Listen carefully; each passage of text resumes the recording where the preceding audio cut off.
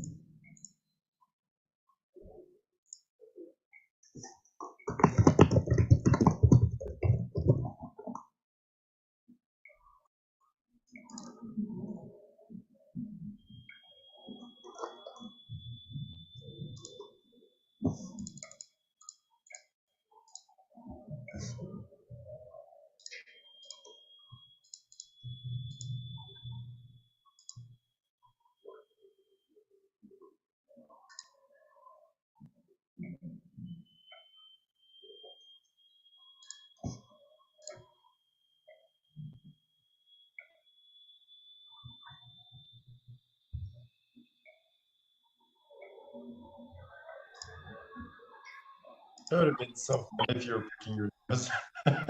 What? It would have been so funny if you were picking your nose.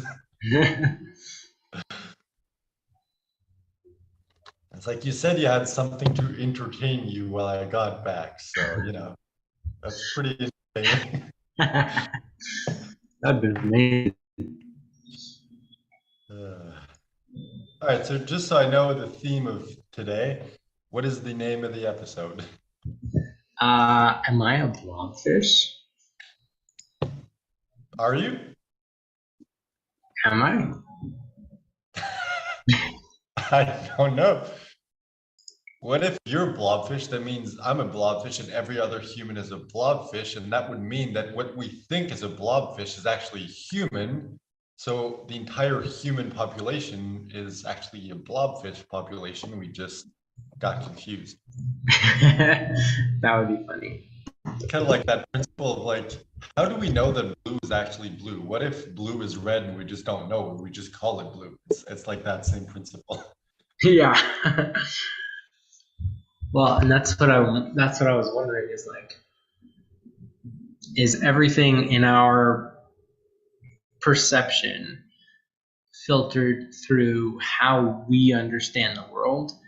So it's like what I so when I say like, oh look, there's a human, and I say, oh yeah, like every person has like a head, two arms, two legs, and they walk around on their legs and stuff. It's like all of that stuff, like when I say that, all of that stuff just stays in my head, and whatever we really actually are, it's like that's my perception of what humans are based on my particular experience. But like whatever we actually are, it's like something else comes out my mouth that so the way I perceive English as being like a universal language, like whatever way that people transmit data happens, and then somebody else reinterprets that data and hears in their head all of the things that they perceive humans to be in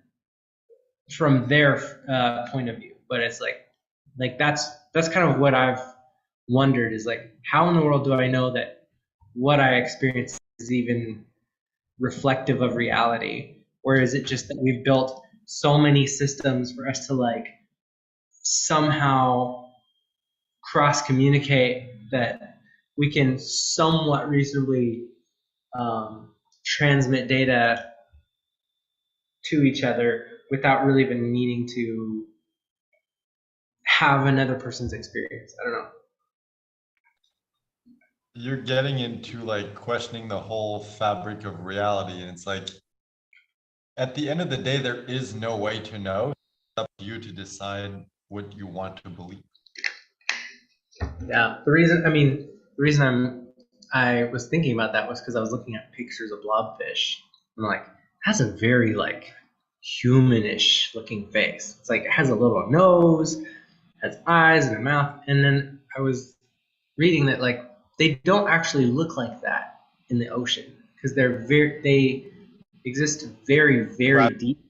Yeah, binds them. so it's like they're like kind of soft bodied creatures. They don't have like really hard like anyway. So when they come up to the surface, they kind of decompress because there's no like uh, pressure to like keep them all in a fish like shape. So when they come here, it's sort of they look closer to like a human than they do a fish. But I'm like, so then is our understanding of like what stuff even is correct? It's like if things that kind of come up to this level sort of have similarities.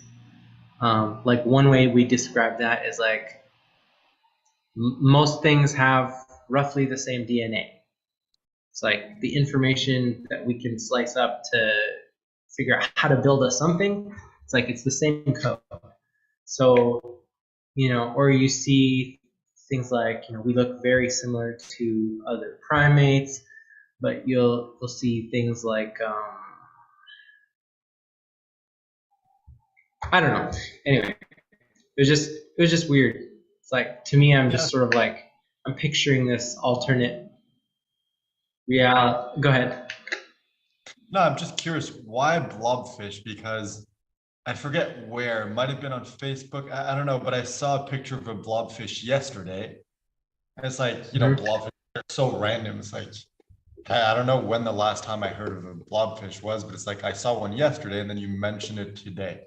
So I'm like, did we see the same post? Or is it once Probably. again like the universe who's like, yep, there's something about blobfish you need to discuss?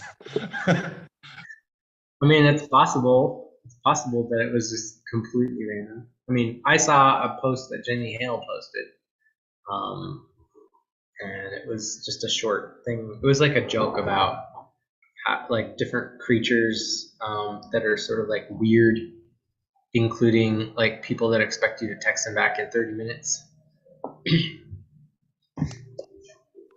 To be fair, even when I do scroll on Facebook, I don't usually actually read the post. It's more like I have nothing to do, let's waste my time, but I don't usually interact with it. It's like if I see the picture, it's like a blobfish is gonna jump out because it's so random, but I don't think I actually read the post.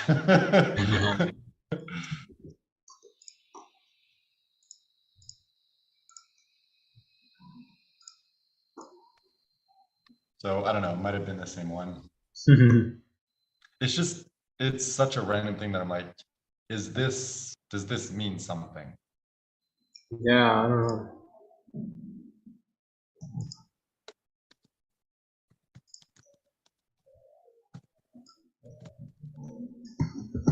Hmm.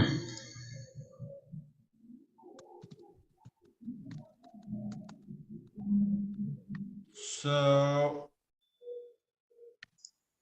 um, yeah, any feedback, anything like on the images I sent you, just so I know as I do the rest, like if there's anything you think we should like change or whatever Looks pretty before I, good.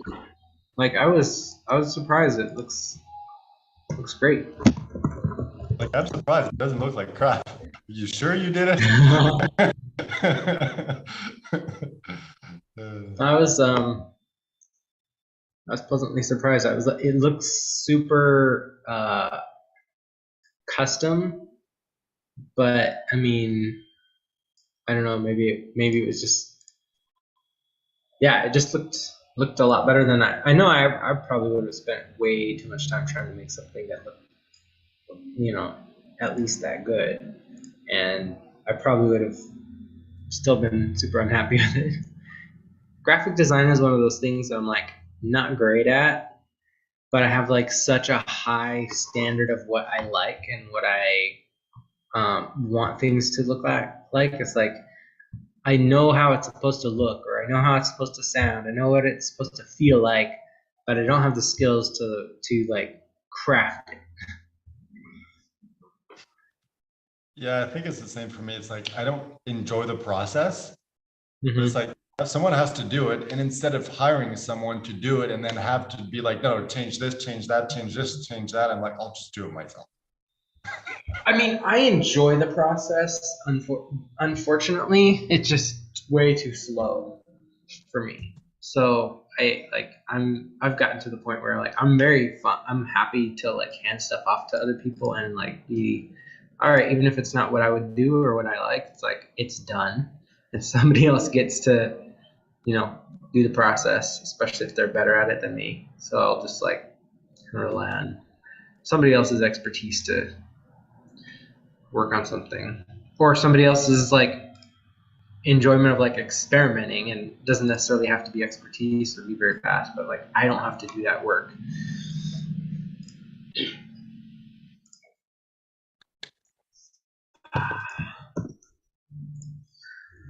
Oh man, my inbox starting to get a little out of hand. I've been putting in inbox filters in my work email and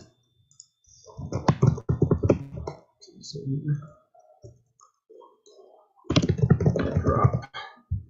Anyway, speaking of things that aren't fun. Oh, Well, if you want to, get your inbox in hand, just open your inbox on your phone, take your phone, put it in your hands, and voila. there you go. Oops. Oh, that was funny. I just got like 20 notifications just pop up. So apparently Instagram's like, all right, let's send all of them right now. That's hilarious. All right, I'm gonna do this last one, and then as well get on to our project. digitalagency.com.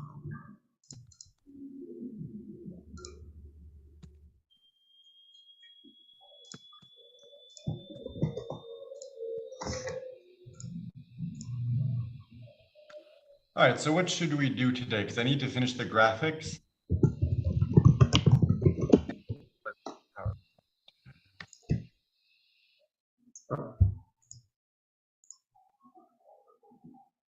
Well, you had said that you wanted to finish doing the webinar stuff.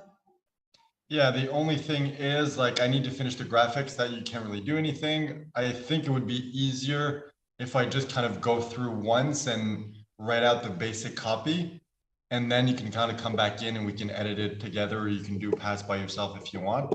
It's just, Sure. I don't know if it's worth us just sitting down together and taking the time to like word everything out. I think that's just going to take more time than is needed. Remind me the story that I was supposed to be filling in the blanks. Let's look at the different story. So we have. Was it the business best friends, like the actual Big Domino story? Okay, so there's the failed Hollywood dreams. Sorry, that sounds kind of harsh, but it's just like, you know, descriptions. So I'm like, okay, we know which story that is. Just like that one's pretty much complete. So that one we're good. We just need to kind of flesh out and see, are there, also I'm wondering, what is the best strategy you think for telling the stories? Should we come up with like create slides and come up with graphics to visually represent what you're talking about in the story? Or should we just, whenever you're telling a story, we kind of like pause the PowerPoint and they see you and you're just talking to camera and sharing? I think for now, yeah. I mean, whatever is the lowest hanging fruit. It's like you just communicate the information. I mean, if the information by itself doesn't sell people into it, then it's the wrong thing anyway. So like all the other stuff, like the more polished it gets and professional it looks, it's just one more, you know, kind of like credibility builder when things are like really built out and look really fancy. But like if you're speaking the language of the prospect, they're not gonna.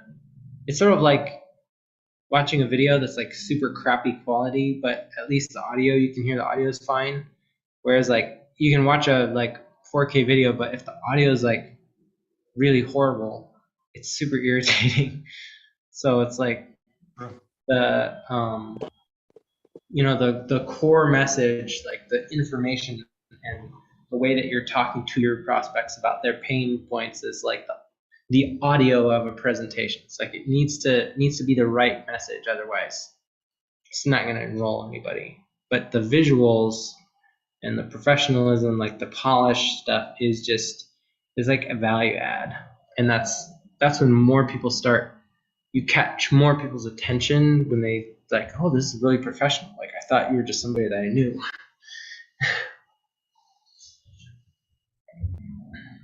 Okay, so let's see. Second one is, yeah, okay. So when you tried and failed to make friends in college, then you kind of became obsessed with understanding how to build communities and make friends.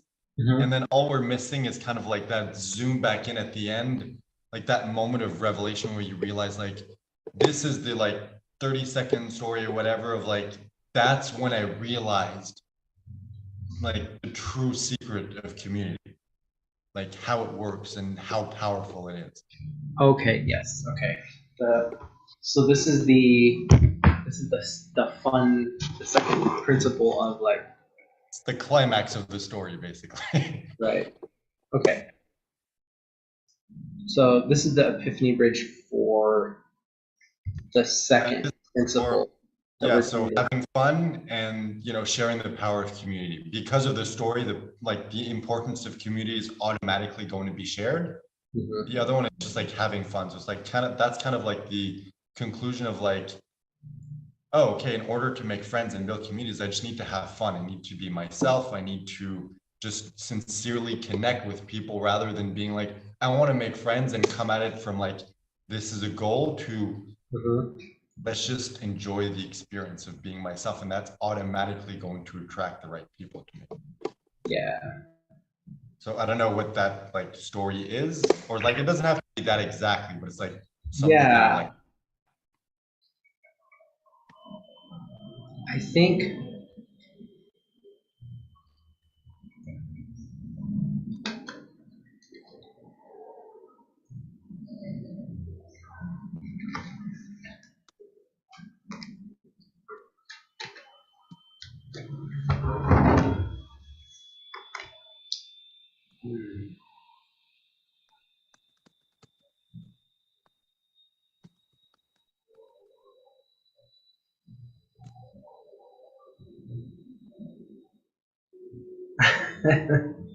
yeah, okay. So I have an idea of the like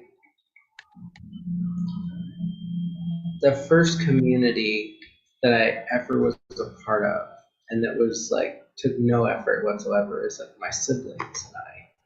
So my brother and my sister and I all tell the same jokes to each other. We like when when we would hang out with other people, one thing that we realized that people would tell us or that we noticed when we hang out with people is we just start interacting with ourselves and kind of like forget that other people are there.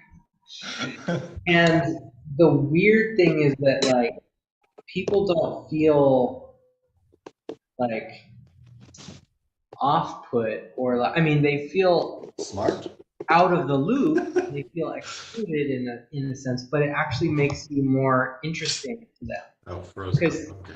the way most people go about uh, making friends is they like try to get people to do stuff with them, try to make people interested and get involved. And like the way that we act with each other, we're just like in our own little world and having this little private party, and other people are like just fascinated. Like they'll watch us. Sometimes they'll like listen or try to talk or join the conversation, but they're like, "You guys are so strange. You're so different, and like you're just like very interesting because we don't really care whether they participate or not. We're just doing our own thing." So it's And kind of like when you watch monkeys at the zoo, like we watch monkeys because they're kind of like human, but they're different enough. They're weird in a like funny, cool kind of way. yeah, exactly. And so when we just have our own fun, what we found is other people are like weirdly attracted to it, even though they're not invited to be part of it. And we've had to slowly learn how to like include people without making them feel like they have to be like us. So when we all moved to California. I moved out there for work, and then my brother and sister like kind of moved out a year or two later after that. And so my sister was planning these parties, and we would invite people over. And I never really cared about hanging out with people that much because I was still kind of introverted. And the people that they liked, I didn't really like. But we would just sort of we would play these like group games, and like we would have like board game nights or like big party game type stuff. And like my sister likes making snacks and things for people to eat, so we would have these parties where people would come over and people would tell us like that we were like we had some of the most fun parties, even though like we were very weird. But like I don't know what it is about you guys. You guys just like have a way of being together that's sort of like you just want to be around it. But I always felt sort of strange because I'm like I didn't feel like I was really including people, and it was sort of like that weird thing where like girls act like they really aren't that interested, and it just makes you want to like get their attention more. I think that's kind of what happens with people. It's like I'm not trying to get your attention, and I'm just sort of ignoring you. So now you feel like that little kid part of you gets turned on. It's like, hey, look at me. Yeah, exactly. She does this all the time. She's like, yeah, mommy, look at me, mommy, watch, look at me. It's like she just needs somebody to pay attention, and the more you ignore her, the louder she gets. And I think on some level, it's like when you have your own fun, um, it sucks people in. Like they want to know what's going on and they want to be part of it. Whereas if you're constantly going around to people saying, "Hey, this is gonna be so fun. You really need to be here." It's like they feel like they're the ones being pursued instead of the pursuers. I don't know, but I think for me it was sort of that place of realizing like if you stop trying to be like to have friends and just do the stuff that you like, when you're actually having fun, even if people feel that you're really weird and they don't understand you, it still like they still feel attracted, even though you may be on completely different wavelengths and have different experiences. When you're genuinely enjoying yourself, that is still a universal thing that people connect over, and people want to be part of it. Not everybody will be, but a lot of people will. The people who are like, I want to have fun. Those guys are having fun. They're weird, but they're having fun. Let me see what's going on over there. It's like so that I think that's the thing that I learned, and I think I can bridge that. Like I tried so hard to make friends, and it didn't work. I left college with like one really good friend, like my best friend that I went to his wedding, he went to mine, and then the guys that I went to on the road trip with, like they were people that I enjoyed, but I didn't even really stay in touch with most of them. Um, we still talk once in a while, but like I didn't leave school with a lot of like close friends. I knew a lot of people, a lot of acquaintances. But it was when I stopped trying to make friends that like people started saying that they were like attracted. People like my wife tells me all the time there were so many girls at church that were into you and you had no clue. I'm like, not a single one of them said anything to me. Like I was a guy that was like up on screen in front of like hundreds of other young adults my age all the time every week, like hundreds and hundreds of like young single adults who make great money who are looking for a partner, and none of them approached me. And I didn't like I interacted with people all the time, every weekend, like new people. I was always introducing myself. I was always asking if people were looking to get connected, and and I was always listening and looking for people who wanted to volunteer and be part of what we were doing. But I had no idea what like when people were interested in me or attracted me, and like the girls that I was like interested in and like went after, they didn't care. They didn't give a crap about me. Like they didn't. There was this one girl that I was super into, and like I kept trying to like you hear these stories about women who are like, I was not interested at all, but like he just kept coming back. I was like, this is gonna be one of those stories. I'm gonna keep asking, and I'm just gonna wear her down until she's like, you know what? I finally saw the light and realized that. And it's like, to this day, when I see a picture of her, like that, that like, there's something about her that I don't know what it is, like her face or something, or maybe it was like a positive interaction I had early on with her when I was like didn't know anybody in that area, but like for some reason, it's like it has that kind of magnetic quality to me, and but she never was that interested in the attention that every time I would ask her, I would like, hey, do you want to go see a movie? Or do you want to go out to eat? Like she invited me over one time to her house to like make cookies. And I hung out with her and her sister and met her folks, but like that was like the one time that we really ever did anything. She came over to to our house like once or twice to play games, but like I think she sort of like keeps asking like I'll go, but it just wasn't her thing. Or she was like super shy and awkward enough that like whatever she was thinking, like she never showed it in a way that I understood. Anyway, it's just Or maybe you just screwed up that first date so bad.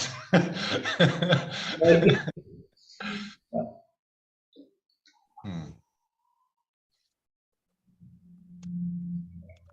Listening to you talk, I realized something.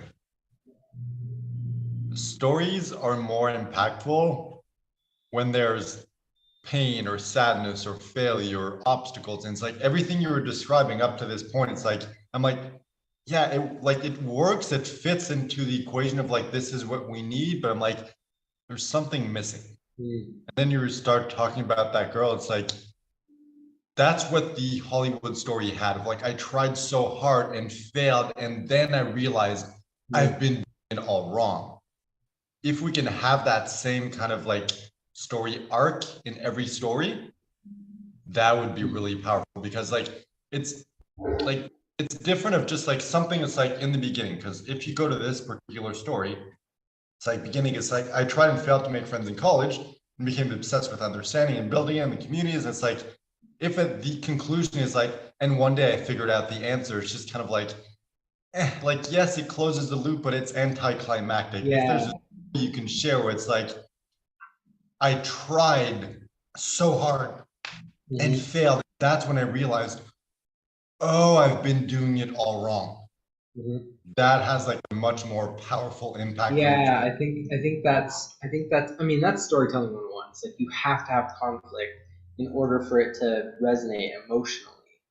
But I think that like the next level up would be like, so what are the typical things that the prospect has experienced? So you become the avatar for them and you share your story, you put yourself out there in terms of in their place. So you become the representation of like what they've experienced. So they, even if they haven't done exactly what you've done, you're starting to voice the typical things that a prospect feels. Even if it's not the circumstance, it's at least the type of pain that they understand or that they've. So then it's like, oh, not only am I compelled and captivated by your transformation, it's like you get my experience.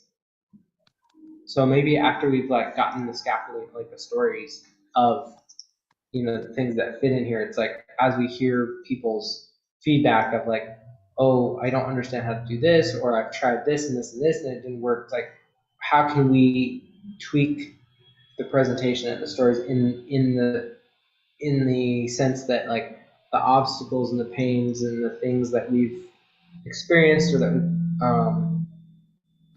like how can we mirror what the audience has gone through?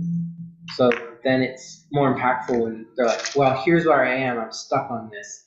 And we say, yeah, I had that, like, so this was my journey, and you describe something similar. And I tried and tried and tried and tried and tried. I was where you were. It's like I couldn't figure it out. But then I had this experience, and that just completely shifted everything for me. Because and here's what I learned from that. It's like I started having success, and then I repeated it, and then I did it over, and I realized, whoa, this is how you get that thing that you want. And so, like, I think that's the key to the making it. And I think this is just like what we're building right now will be a great story and entertaining presentation. It's like I've seen so many sales pitches that are like they do all of the things you tell them to do in the template, and it mechanically kind of works. But it's like they're a dull, terrible presenter. Um, but then there are some people who are like charismatic and you like the person. I think we have the likability to kind of like carry it until we have fill in enough of those things that it's like you could do it with your eyes closed and it would still make sales. And I think Hi, that, welcome to the webinar. Let's get started. Where's my yeah. computer?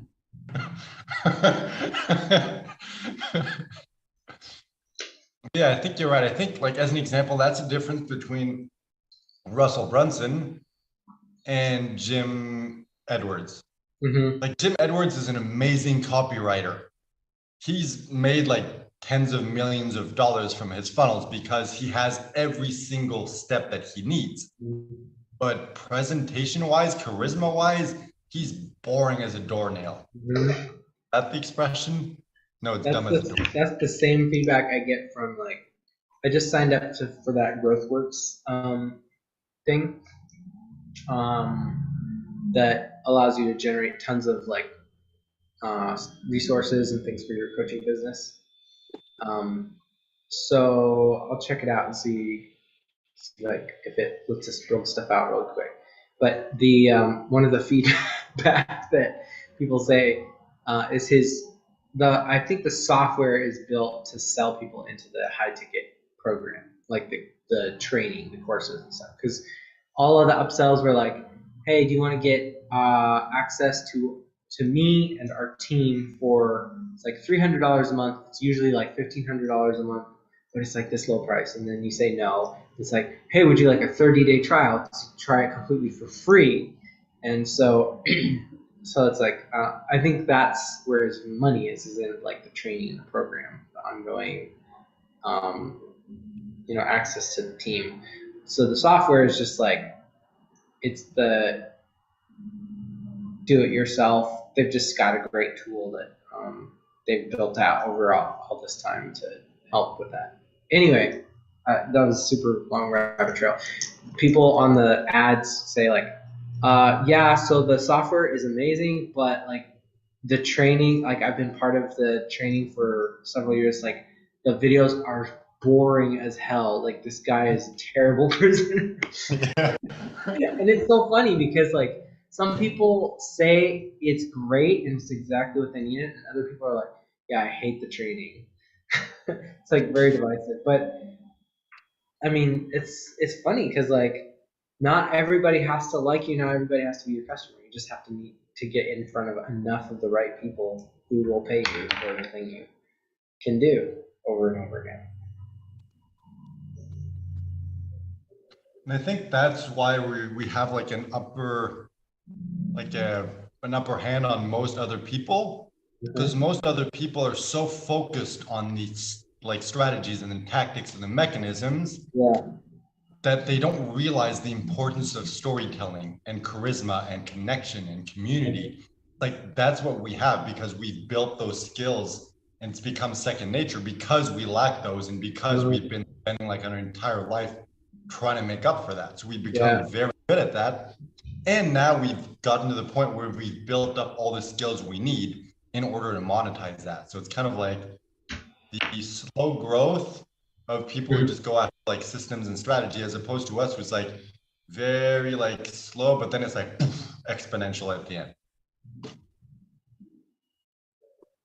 Or maybe I'm just full of it. I don't know. I'm probably full of it, but I'm probably also right.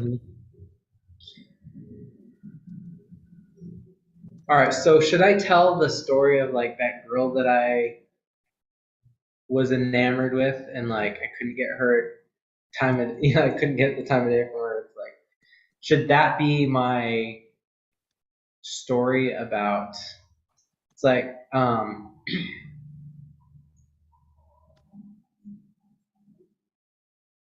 like that's kind of when I started to realize like um not everybody's gonna be interested. And it's when you don't care. It's when you are having fun anyway that so it's like instead of trying to get people for your business, like build the business the way that you want it to be, and then just keep doing it because it's fun for you, not because you're trying to get clients is that when you flip that switch where it's for you, not for other people, and you just keep doing it over and over, people are going to see like, wow, that person really likes what they do, and I want what they're doing.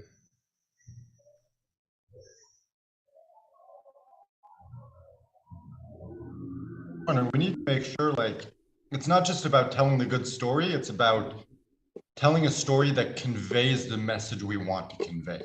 True. So, This is I was listening to Expert Secrets last night, and I listened to the chapter about the big domino, and the point he really stresses is, you have to be really careful because your big domino needs to be the one belief that sets everything else up, that you're the only place that they can go.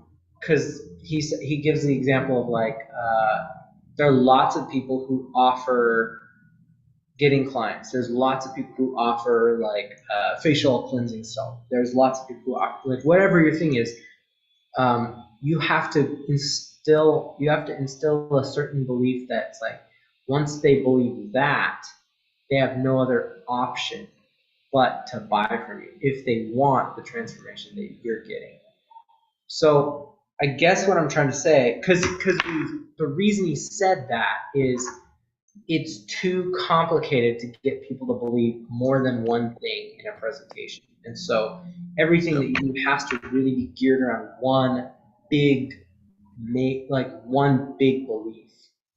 So I'm trying to figure out, it's like, what really is our belief? Is the business best friends, and like what we realized about building this idea is that community is kind of at the core of what we're doing. Is like, if you do this with somebody else, if you did this with the people that you like, if you do this in a way that's fun for you, where you can invite other people to have the fun with you, community is how you're going to make this successful. Yeah, I think you're right. We may be trying to like, because it's all interconnected, but I think maybe we need to like go one level higher and be like, okay, what is that one thing that every other piece of the equation is connected to? I think like we're not selling business best friends. Like that is a core principle of what we're offering, but it's not like we're selling a course of like, hey, let us teach you how to find your business best friend, and that's going to make you successful. Right. If that was a product, business best friends is the big domino. In this, I feel like it's more like storytelling. Get them to believe like storytelling is the key to success in business. You need to become a good storyteller in order to get clients. But so once again, I wonder like if that's kind of also a little off. It's like, if that's really the big domino, then the product should be, let us teach you how to become a good storyteller, how to craft that perfect story. But those are just elements kind of putting into the course. So what are we really selling with the course? Yeah, and I think that's what I'm trying to figure out. I feel like you have something in the ballpark with this idea of like be normal. I think there's something here with this idea, something attached to this, that could be our big domino. Because what we're talking about is like do less. The fire stuff you don't need to do. Have fun. I mean, our fun principle is like the unique thing. It's like, I don't know how to shrink that down to like one major belief that is, like a blue ocean. It's like nobody else is talking about this, but it just clearly makes sense once you understand it. So what if we have this wrong? What if, because we're thinking like, oh, storytelling may be the big domino. Business best friends may be the big domino. like the different principles we come up with, like be lazy, have fun, and wow, how can I blank? It's like, this is so like such a fundamental part. It's like every single time I go to like enumerate it, I always like blank. What? Of what? What's such a fundamental part? Like, it's like such a fundamental part of our business philosophy. It's like every single time I'm like, these are the three principles, I always blank on one of them, and it's not always the same one. Of the foo fun fund principle? No, they like super normalcy, fundamentals of business, and high performance laziness. Hmm. But it's like, that's the thing, because we have that, then we have business best friends, then we have storytelling as a business principle. It's like, those are more like selling points. It's more like those are part of the deliverables. Mm-hmm. So it's like, you need a selling story in order to be successful. Mm-hmm. You need to realize, I can be lazy and be successful. I want to have fun in my business. I can be normal, and that removes the pressure, and I can be so normal that I become super normal. And it's like, there's all those elements, but those are more like deliverables. We could do the entire presentation, not mention any of those, and just deliver that when we're actually delivering it in the course. So I think like we're trying to jam too much into this. So at the core of what are we offering? We're like, hey, well, I think just our call to action, like our intrigue or our hook in the beginning, is like, what if you could reach millions of qualified prospects for free in only 5 minutes per day? That's the hook. That's really what you're selling. We need to get them to believe they can do that.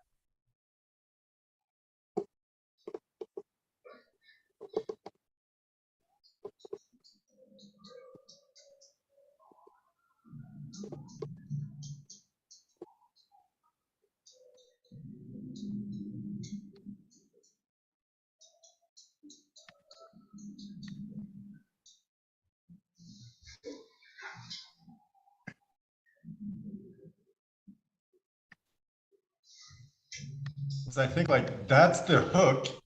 That's why they're watching the webinar. As long as we get them to the end to believe like, yes, I can reach millions of qualified prospects for free in only 5 minutes per day. And the only way to do that is to purchase the 5 minutes Facebook course. That's it. So I think that needs to be our big domino. We need to remove everything else, because everything else is just a distraction. And I think that's it. Like, because we came up with so many different principles, like, all right, let's find a way to tie everything together. And we did, and we're like, cool, we did it. It's perfect. But it's like, nope, we just made things way more complicated.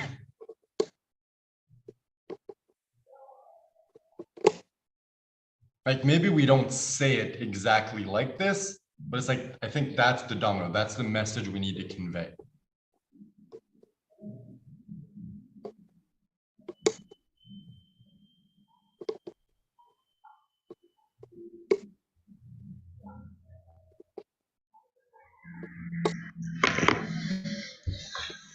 You might be right. Funny, because I was just thinking the opposite. Because, like, yes, okay, there is potential to reach millions of qualified prospects, but that's not really what we're selling. We're selling quality community so that you don't need a gigantic community to get results. So it's like, is that really what we want to sell?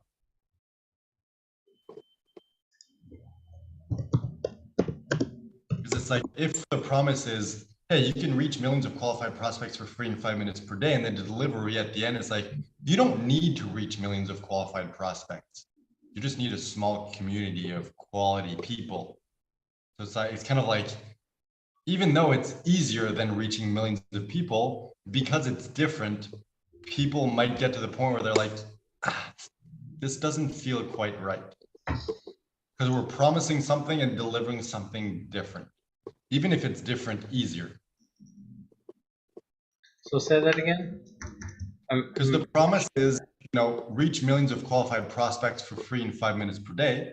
But the course doesn't teach you, hey, how to reach like huge audiences and grow your group to be gigantic. It's grow a quality audience so you can get results, you can get clients, you can actually interact with people. It doesn't need to be a huge audience because you can get results with a smaller audience. So it's like, we're promising reach millions, but we're delivering, you don't need millions to be successful. So it's like, even though it's better because you don't need to do the work of reaching millions, because we promise that, what we deliver is different. There's going to be that kind of like mismatch in their head of like, I don't know, it seems like a good offer, but it doesn't quite feel right. Yeah. Yeah, I don't think.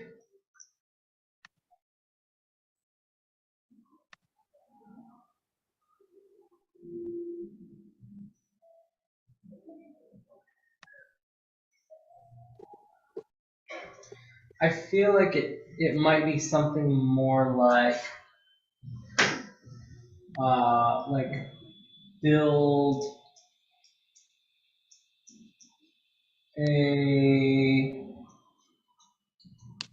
build a real community in 5 minutes a day.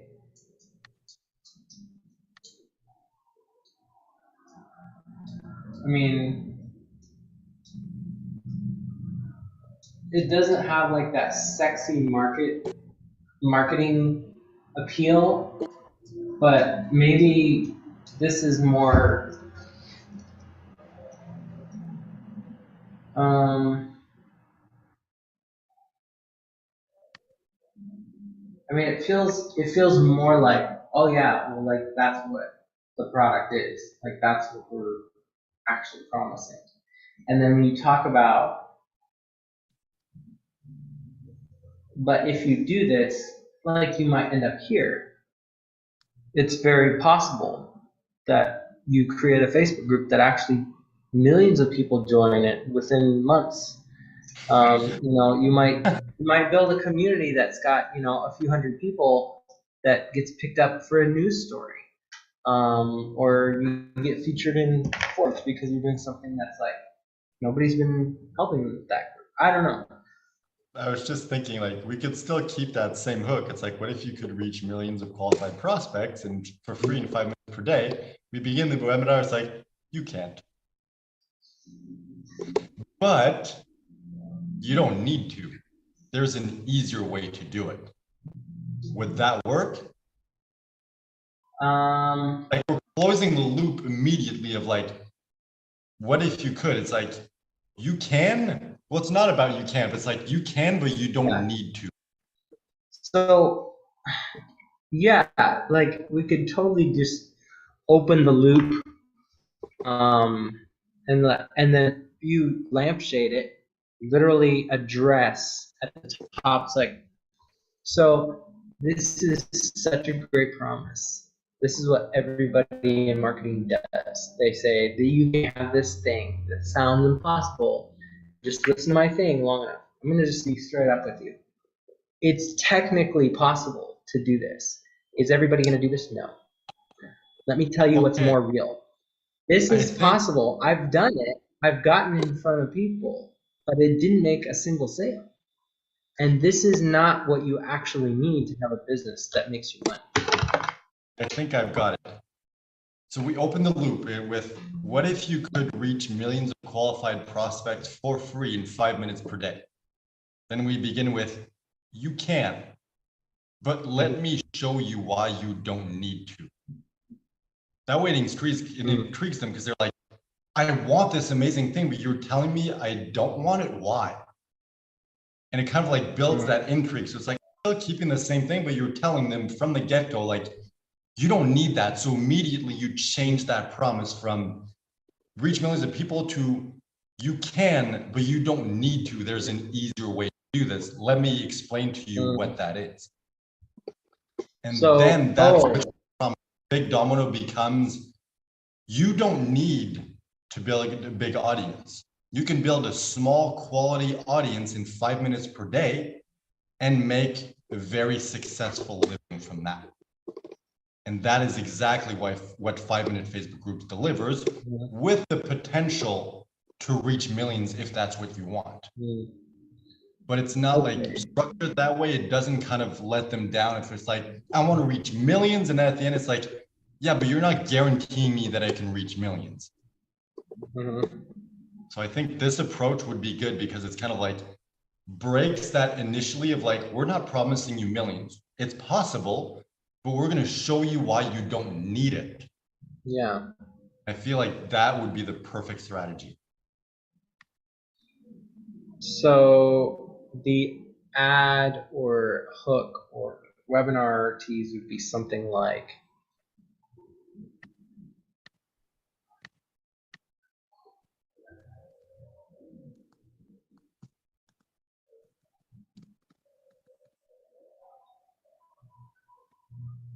so it's kind of like, first slide, what if you could reach millions of qualified prospects for free in only 5 minutes per day?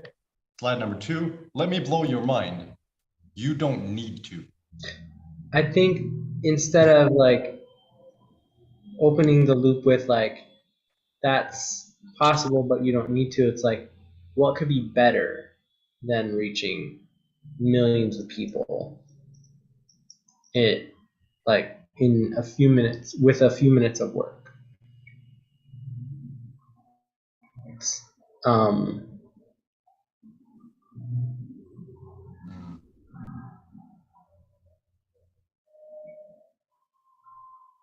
trying to think.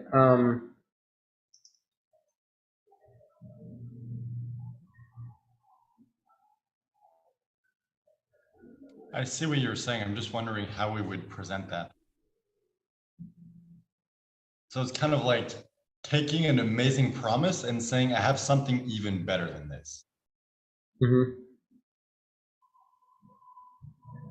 Like, we have something better than reaching millions of people in 5 minutes a day. In parentheses, which is totally possible. Psych. Yeah. But I mean, and it is totally possible with our system. I mean, the likelihood of it happening pretty slim, but it's not impossible because other people have done it in different contexts. You've done other variations of reaching millions of people, but the truth is you don't need to do that if what you just want is a business that's not overwhelming. It's like if you, okay, I'm starting to think. So what we actually need to do is the domino needs to in some way be related to less overwhelm.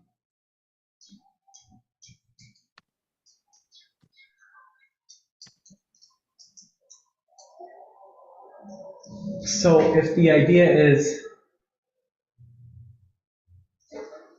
getting in front of millions of people and spending less time, it's like you may think that equals less overwhelm. It's like, well, if I'm in front of millions of people, somebody's going to want my thing. Not necessarily, because you might not know how to talk about your thing to get any clients from it. If you're spending less time, that's not necessarily going to lead to less overwhelm, because you might actually be doing all the wrong things, and the amount of time that you're spending, you could be spending 24 hours a day doing all the wrong things. You could be spending 5 minutes a day doing the wrong things. It's like, you need to be spending 5 minutes a day doing the right things, but you also probably should be spending 5 minutes a day doing the things that make you want to do more than 5 minutes a day. I mean, there's a lot of nuance to all of this that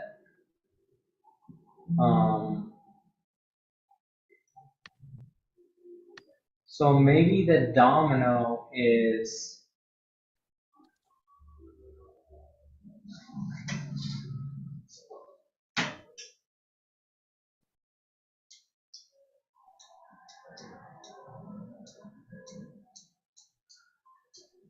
I'm just, I don't know, because like I see your point of view, but I just feel like from a storytelling perspective,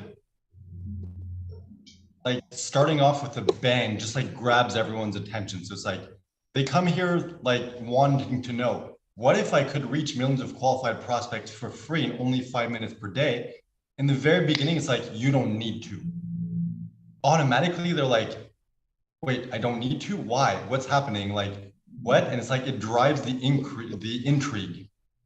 And it's like the whole point of this webinar is to show you why you don't need to and how you can be successful for free in only 5 minutes per day without having to reach millions of people. And it's like in the beginning, you kind of like subvert expectations immediately, like flip the coin on them. They're like, whoa, what just happened? Like it forces them to really pay attention, like increases the intrigue. So they're like, okay, I want to know why I don't need to reach millions of people.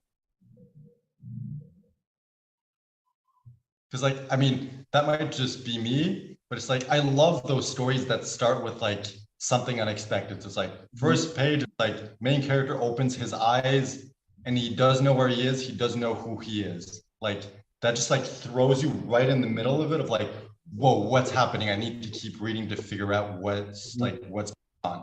And it's like this approach kind of does this for the webinar. It's like Yeah.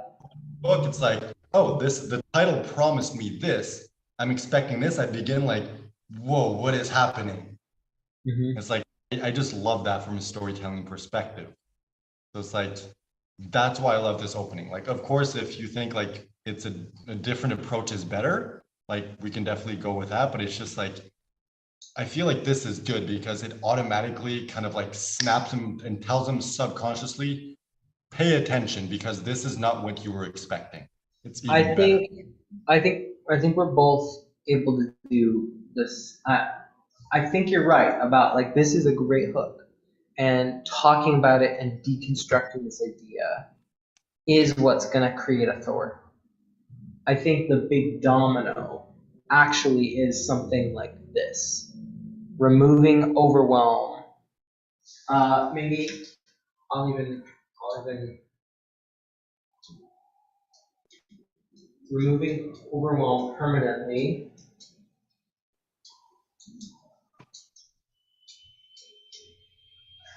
is easy. And then deconstructing the like getting in front of millions of people is not going to make you sales.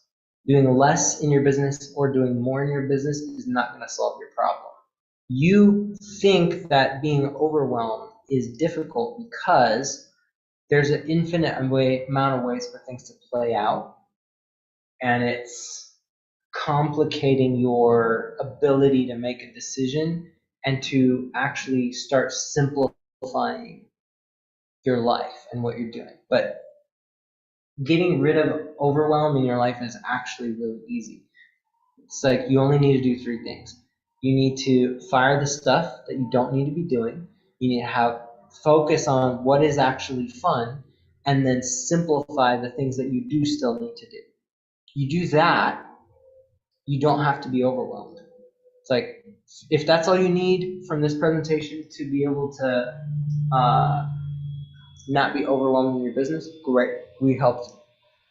If you still don't understand like how do you apply that, you don't have to understand it. Our whole business model is built around this, which is just build a Facebook group. It takes 5 minutes to run a great community that will market your business for you.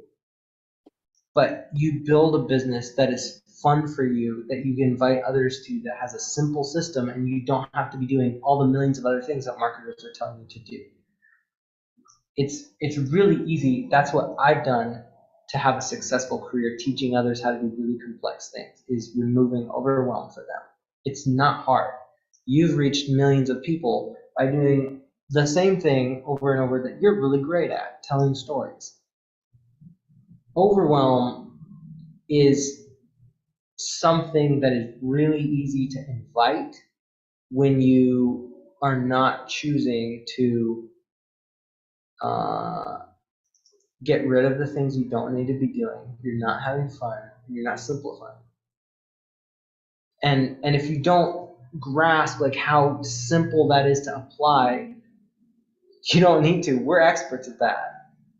Like if we can knock over that domino through like all of these hooks of things that they think they want, things that it's like, yeah, that would be great. I've got something that's even more likely, even better than that. And you still might even get that thing that you think is super exciting. But you don't even have to go get that in order to get the thing that you think you want that for, which is, well, I just need to make more sales in my business. You can do that. You can have an easier business to run.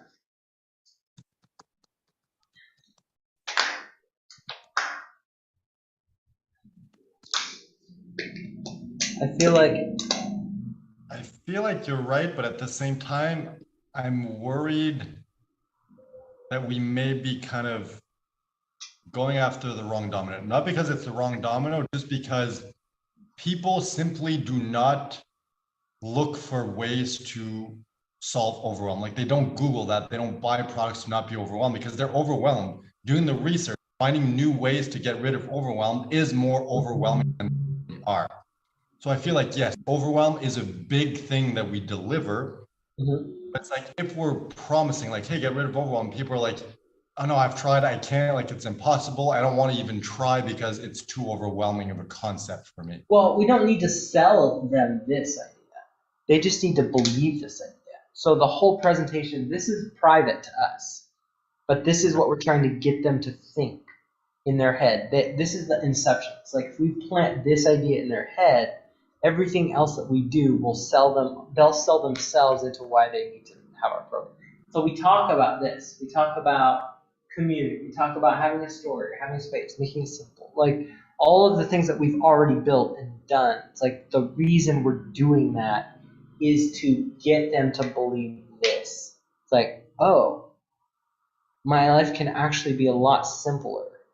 And it's easy to do it. And actually, if I use that system, I wouldn't even have to think about it. They don't Google, how do I remove my overwhelm? They Google things like, how do I make more sales in my business? How do I be seen? And how do I have better marketing? But what they're asking for is like, how do I not be so freaking overwhelmed because I'm not making the money that I want, or I don't have enough time because I got too many kids, or like whatever it is.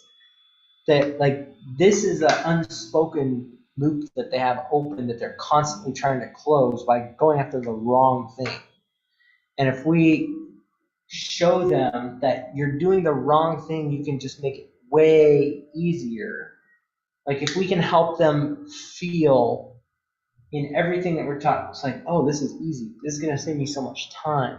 I don't even have to understand. Like I don't even have to get it. Like it's just done for me, or they show me exactly what to do. Like this is the feeling of what they're going to come away with, even if they don't consciously know this idea. Russell Brunson, his big domino is like you need a funnel for your business. That's a very technical thing, and a lot of people still struggle with funnels because it's like something you have to have as a conscious concept. This, I think, will be way easier to sell because they don't even need to consciously understand it to believe it. Like everything that we're doing is like an emotional tie back to this idea. And if we can help them, I mean, we could say this and just kind of breeze over it, but every other thing that we're doing is saying this idea. And if we can instill the belief, the authority that like we know what we're talking about and we can make this promise because that's what we're good at. Like I think that, I mean, that's just my. No, I think you're right, but I think what you're talking about is something different because it's like if we present everything through that lens of it's super easy, super simple, it's step by step, it doesn't take a lot of time. It's like all those benefits are provided through the lens of stop being overwhelmed. Mm-hmm. And it's like that makes it so much more attractive and people will automatically be attracted to that. But I think the big domino itself, it's like to come back to Russell Brunson as an example, it's like his big domino is like you need a sales funnel. Mm-hmm. Just like us, it's like you need a, I don't know, we might need to come up with the term for that of like a quality Facebook group. So it's like, it's not about the size, it's about the quality. It's about the community. It's about the family and the connections. Like whatever term we come up with for that, I think that's a big domino. It's like, get them convinced that the solution to everything is a, let's say a smart group. Let's say that's what we decide to call it. It's like, that's our big domino. They need to realize that smart groups is the solution to everything they've been looking for in business. And we just present everything through that removing overwhelm lens. Right. So only 5 minutes per day. It's step by step. It's live, so we can provide feedback. There's going to be community there to support you. You might even find a business best friend. It's like everything is presented through, let's make this process as easy as we can. But I don't think that's the big domino. I think the big domino is like, get them to realize I need a smart group or whatever that term is. Gotcha. It's really what the product, like from what I understand, it's like the big domino is always convince them that whatever you're selling is what they need and the only place they can get it is from you. Gotcha. All right. So I think we're both like right. So it's like, yeah, I think you're right. Like presenting everything from the overwhelm perspective and removing it is going to show people like, okay, yes, this is going to be super easy, super simple. Like it's not going to take a lot of time. It's like, those are all amazing benefits that are going to really help convince people this is right. Okay, so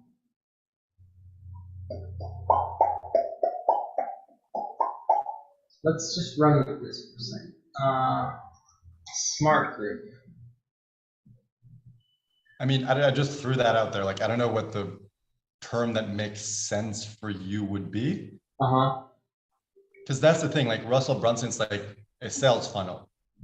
That's the term that he created for this. It's like now it's become widespread. Everyone knows what a sales funnel is who's online. It's like we just need our equivalent of that. So what's our equivalent? Like, what do we want to call this? All right, so I mean, we don't even need the name right now. We just need to sell concept. So this is essentially the big domino. You need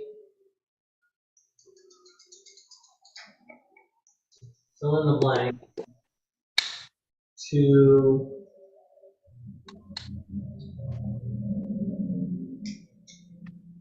yeah, that's kind of like the webinar. So it's like, what if you could reach millions of qualified prospects for free at only 5 minutes per day? Well, let me blow your mind. You don't need to. All you need is a smart group. It's like, before we begin, let me address a few questions. It's like, just kind of like flip the coin, tease them with like, you don't need to, this is what you need. And you name it, but they're like, I don't know what that is. Yeah. And kind of like go through the introduction of like, hey, you know, like this is for anyone who's overwhelmed or high ticket coaches, whatever. It's like, what you're going to learn is like secret number 1, secret number 2, secret number 3. Like what we need from you, like pay and like close attention. Then we quickly introduce ourselves, provide like, you know, social proof, and then begin with the origin story of how we discovered like, oh, this is perfect. Cause like we both reached or help other people reach millions of people. And it's like, that hasn't made us rich. That hasn't made us successful. That's not the solution.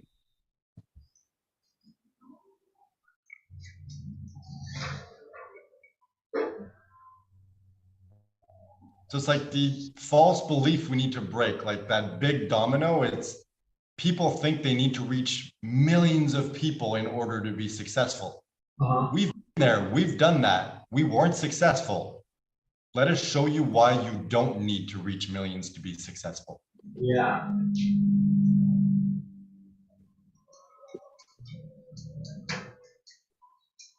Are we stupid? Of course. Is it this simple? It's like, dude, stupid groups. you need 5-minute Facebook groups. to grow your business with zero overwhelm. It's like you have to believe this in order to need our program. It's like, so let me explain to you why this is better than everything else out there. A community is a smart list. Having millions of people is not going to guarantee you clients. You have to have a quality group. Your business has to be fun. And what this is, it's like a sales funnel, or for us, it's a 5-minute Facebook group, is the principle of firing everything you don't want to do, making it fun, making it simple. It's like a 5-minute Facebook group is the business version of streamlining what you want so that you don't have overwhelm. It's like we understand this thing so well that like we have a business that represents it. Okay, But so we need the definition of this because I like it. It's like Russell Brunson has the sales funnel and he has the definition of the sales funnel, which is like a funnel that funnels them deeper and deeper and deeper in the path until they have only one option, which is to buy or not buy. And sales funnel is just the term he came up with to describe that. 5-minute Facebook groups is our term, it's our promise. We just need a description of like 5-minute Facebook groups is a quality group, a quality community, or like whatever, however you want to describe it. I'm not sure how to describe it, but it's like the name itself does not necessarily need to explain what it is, because unless you know what a funnel is, if someone says like, hey, you need a sales funnel in your business, that tells you absolutely nothing. right. So I think it's the same with 5-minute Facebook groups. Like it's catchy, and all we need to do is explain it. Like this is what a 5-minute Facebook group is, and getting them to realize I need a 5-minute Facebook group. That's the big domino. And all 3 secrets are like showing them this is what a funnel, like a 5-minute Facebook group is, and this is why you need it. So it's like one of the element is you need a powerful selling story.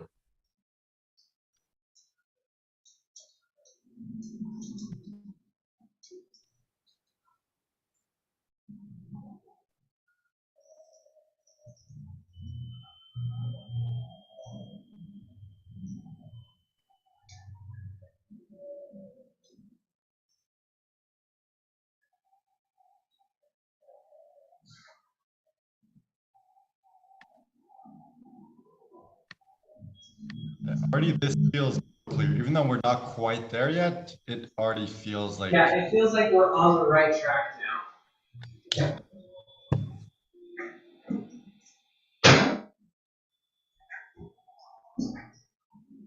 All right, I'm gonna look at a couple of examples that can help us.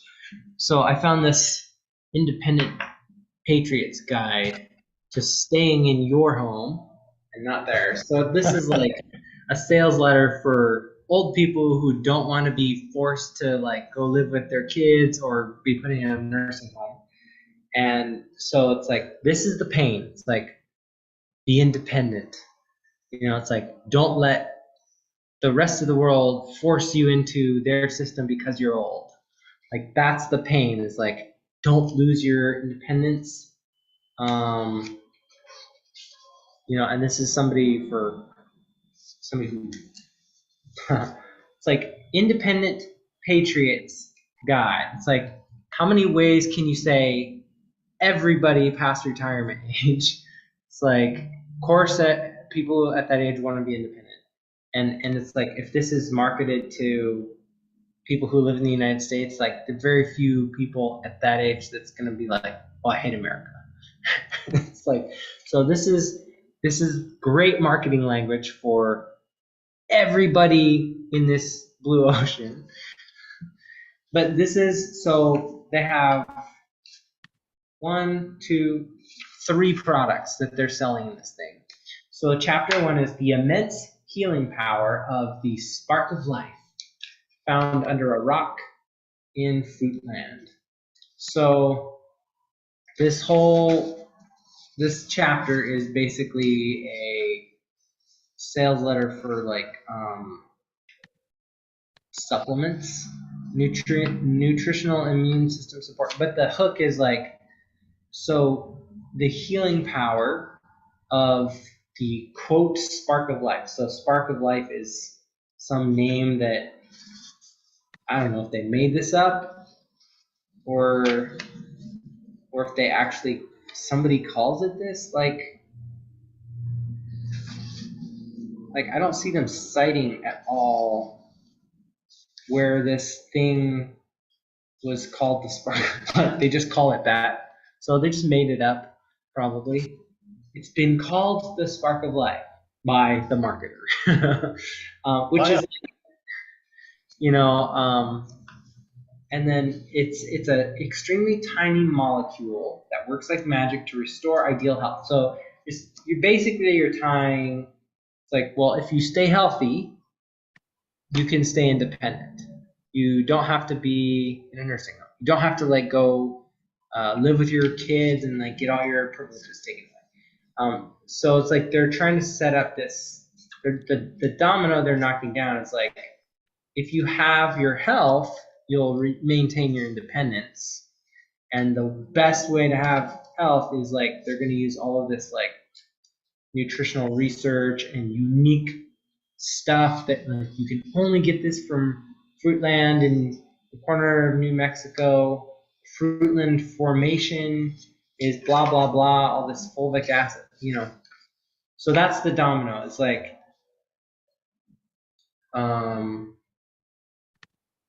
if you restore your health, you can be independent.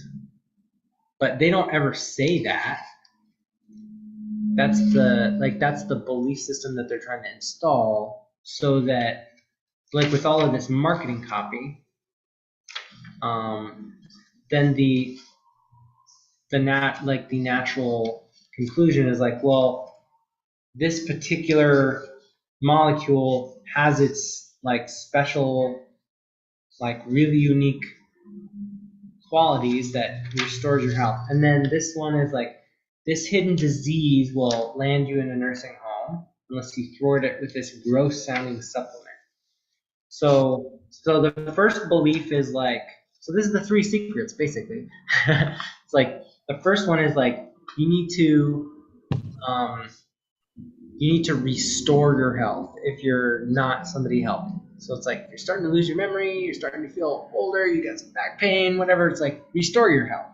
So then it's like, but don't lose it because your health is vital to you maintaining your independence. So it's like this disease, it's like watch out because this thing can land you in a nursing home. Again, it's like taking away your independence unless you thwart it now. So now this is talking about like a disease that like you don't notice, the epidemic disease no one talks about.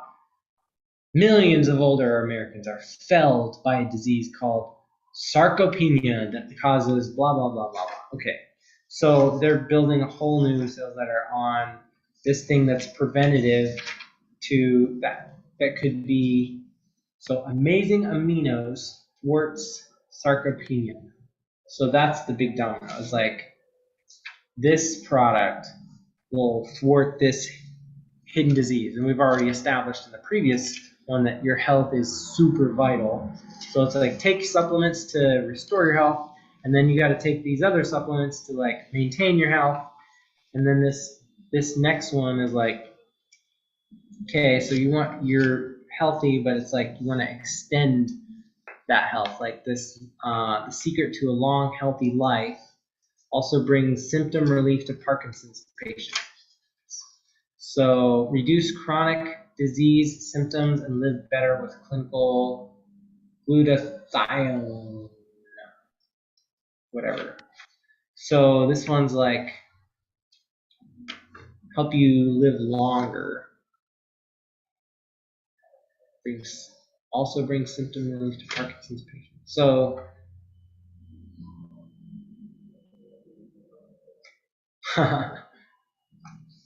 here's a great example of like an epiphany bridge that's like 2 sentences. At first, the doctors prescribed L-Dopa in the lowest dose, but she couldn't tolerate the medication. I felt like I was always moving, like I was on a ship in choppy water. We tried other medications and finally calmed some symptoms. Then she discovered clinical glutathione. The glutathione lozenges have made a huge improvement in my motor movement, and I've only been on it for about 5 months. After 6 weeks or so, the changes were noticeable. People tell me I'm moving better and that I look better. My muscles are less rigid, more relaxed. Even my brain is working better, especially my memory and recall. It's like, here's what it was before. I found this thing, and now where I'm at. It's like, there's the transformation in like a couple paragraphs. It's like, that's what we need to be doing continuously throughout the presentation. It's like, here, like, this happened, and then this happened, but then this happened, therefore this happened. And it's like every single one of those loops needs to be like, before change, like what I discovered, transformation, and then we open another loop. It's like, so that means, and just logical progression. So it's like we're building everything. Okay, so let's see. If you need 5-minute Facebook groups to grow your business with zero. So what I'm seeing is like this is the right domino, because that's what they're doing with this. Is like restore yourself to optimal health with daily metrics. That's the big domino. And they actually come out and say it at the end of the sales letter. This one is amazing aminos thwarts sarcopenia. So it's like, if you don't want this freaking scary disease that affects millions of old people, and then reduce chronic disease symptoms and live better with clinical glutathione. So these are the big domino ideas for each of these sales letters, and then this is sort of like the trinity, like this is the what do you call it? Their framework model for. So it's like you need optimal health.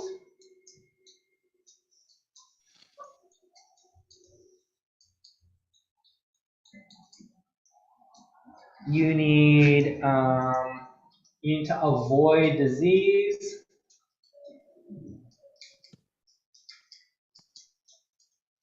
And you need to reduce symptoms.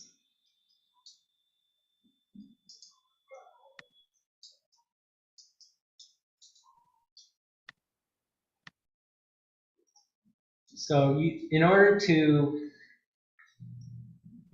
stay in your home, to maintain your independence as an old person living in America, it's like you need to restore your optimal health.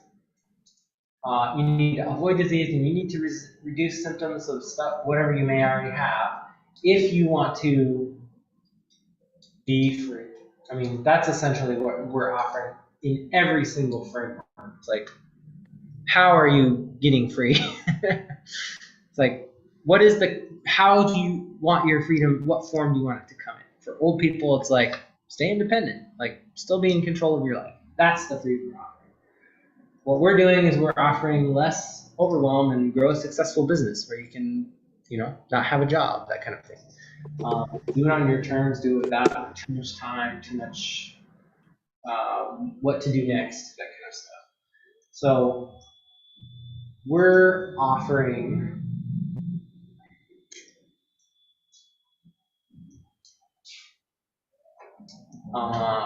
like if the be free of overwhelm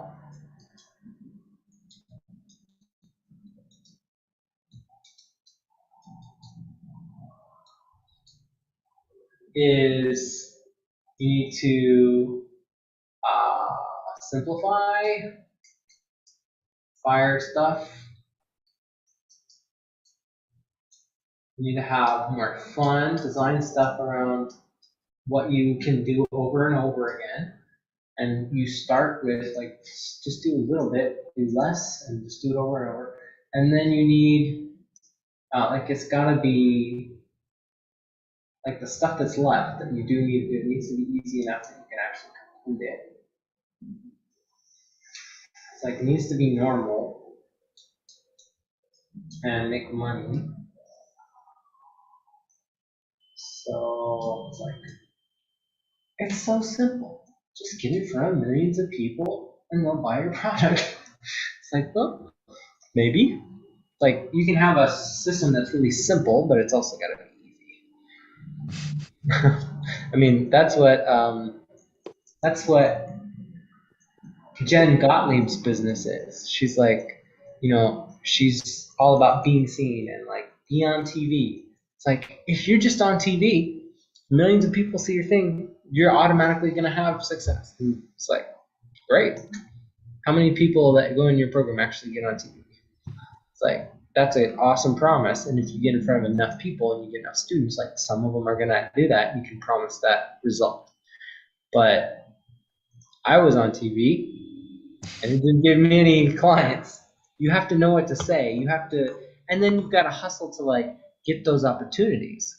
Like, well, what if all of the effort that you're putting in is around doing stuff that you actually enjoy, and then you're getting in front of like a few people that actually want to buy, not do it. If you're doing millions, it's like you're basically here's this giant circle of tons of opportunities. It's like out of all of that, it's like you get, that much return on your effort. It's like all of this, and it creates this little bit of result. Or you can do like, 90% of the effort that you put in goes towards great quality. I don't know. So we need this is the big domino. Let's see. You need 5-minute Facebook groups to grow your business with 0. But all of these are like mini dominoes that we need to knock over. It's like, all right, in order to have no more overwhelm, it's like you need to fire everything that you don't need to be doing. So you just have the bare minimum things that you have left to do. It's like you can figure that out for yourself if you want, but we'll figure it out for you. Just like all you got to do is one thing: build a community. And you don't need to know how to build a community. Just do it in a Facebook group. Just create an awesome identity people want. Create an onboarding video that tells them the kind of culture you want to set for your group, and then let your group build that culture and that community and market your program because your program fits that of the thing that they want.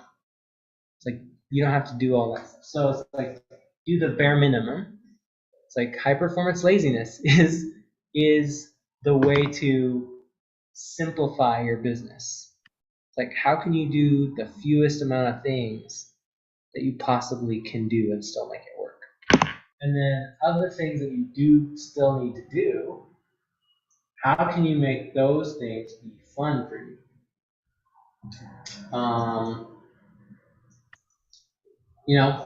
For me, it's like even the stuff that I like to do, sometimes I can't even make myself do them. It's like I can't tell you the amount of times like I was unemployed for almost a year, and I would have days when I would sit on the couch and stare at the wall because I was too guilty to sit and watch TV all day. But then I didn't do anything. I didn't look for a job. I didn't entertain myself. I just like sat there moping. And then I got to the end of the day, I'm like, well, that whole day was a waste. That was a piece of crap. And I'm like, how do I get out of this hole? I couldn't even make myself do something fun as an escape from the situation that I was in because I was by myself and all I was doing was looking at the thing that I didn't want to see.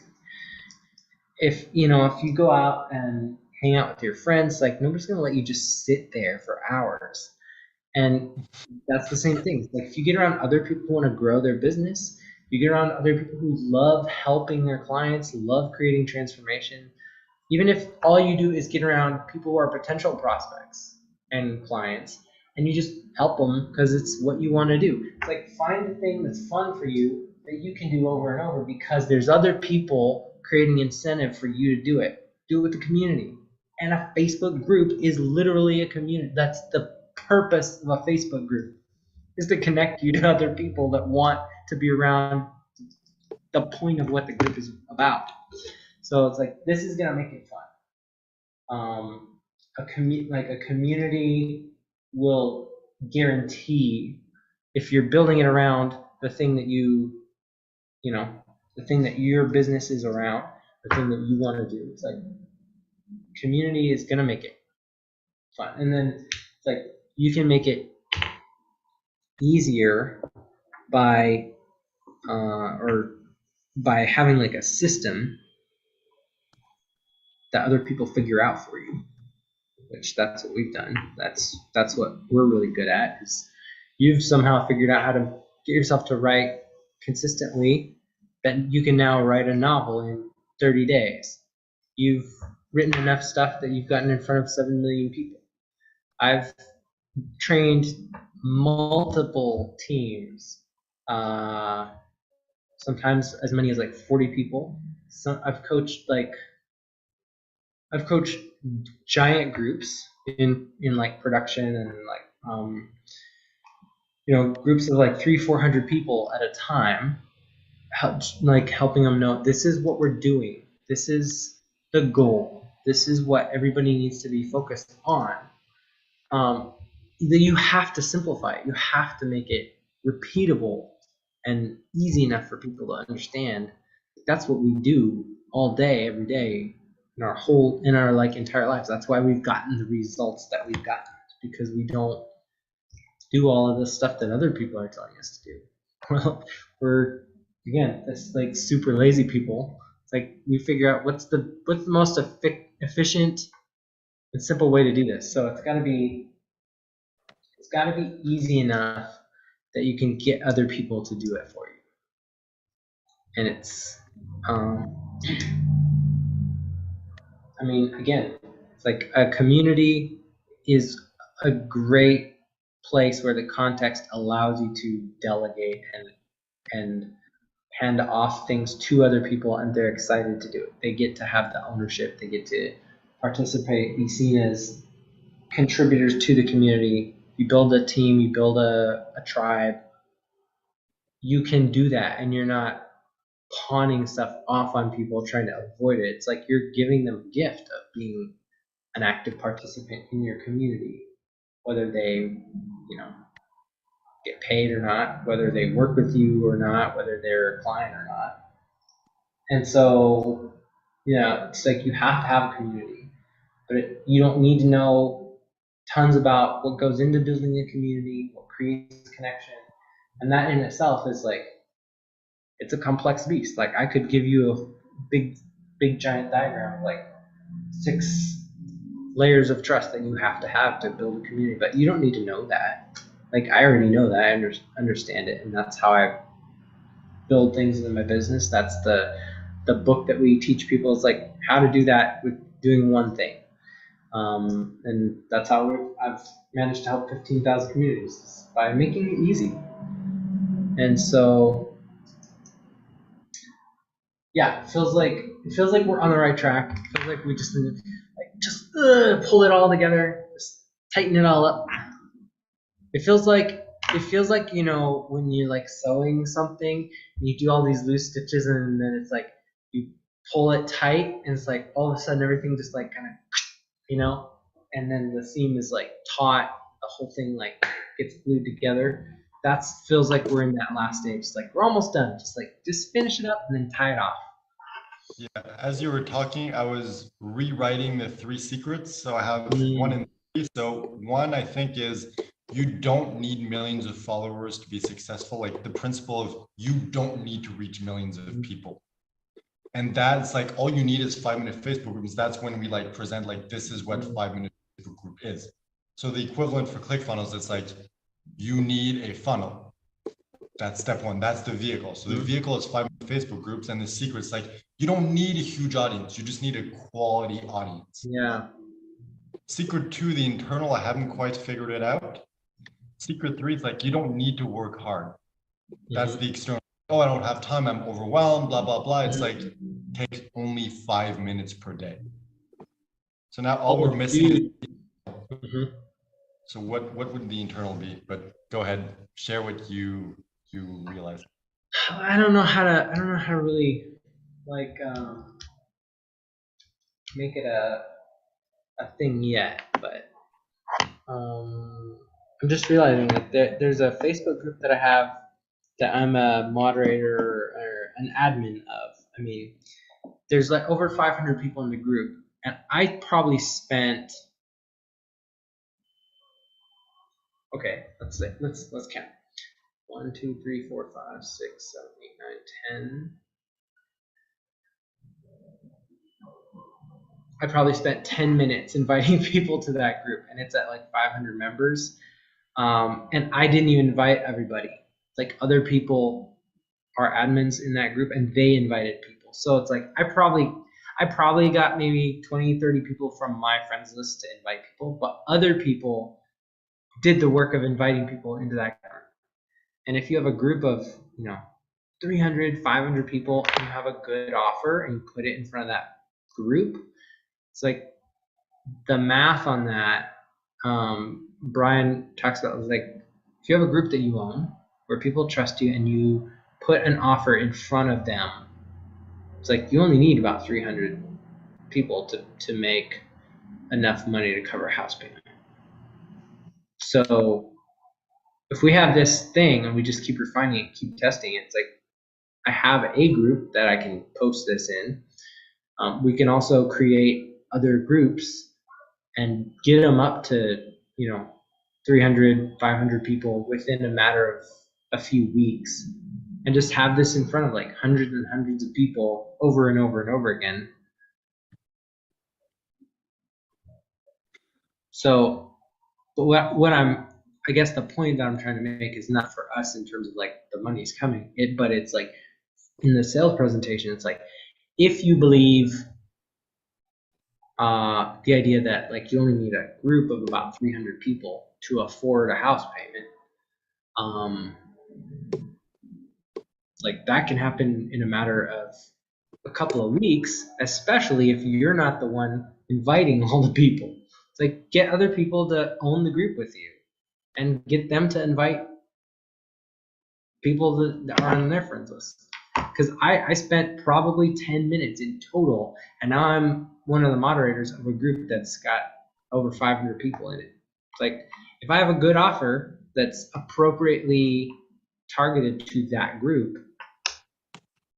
I could be making money every single month because that offer is in front of them all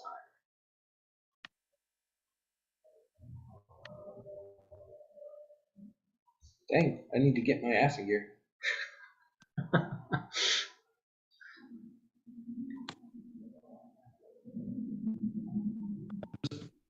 Reworking the secret. So it's like, all right, secret one, you don't need to reach millions to be successful, which goes against common belief. Secret number three is hard work is killing your business. Once again, goes against common belief. So what is the that would be the internal beliefs. It's like we need to get them to believe that they can do this. Other people can grow your saying business. like we're doing it with you. It's a simple step-by-step process. Like that feels kind of like it's missing something, you know? Other people can grow your business for free. Oh yeah, okay. So secret number one, you don't need to reach millions to be successful. Secret number two, Other people will happily grow your business for free.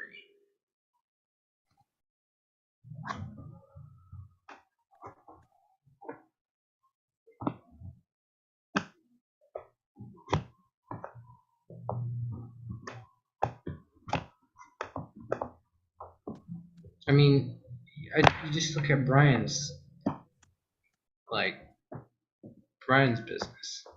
he's got a mastermind. He's got a couple of products that, you know, and that's just of the stuff that I see. He may have a whole bunch of other stuff attached to things that I've never been in, that I've never bought. But like he actually runs his business in a way that people are paying him to learn how to do the market research that he doesn't want to have to do, and those people go out and do that stuff, and then he's like watching what they're doing. It's like, oh, that's a great idea, I'll make a product based off of that. He didn't even work, he didn't even do the stuff. It's like you make one video that shows something valuable that people want, sell it to them, they'll buy it, and you know, do that work for you. And I mean, that's the same way that I grew teams of volunteers. Like, I'm not paying them. I've got to figure out how to make it worthwhile for them, because I can't entice them with a paycheck. There's ways to get people to work for you and be excited about it if you give them what they want. And what most people want is just to be appreciated, just to feel connected to something. And it's yeah, so it's like you're doing, like, you don't have to be in front of millions of people.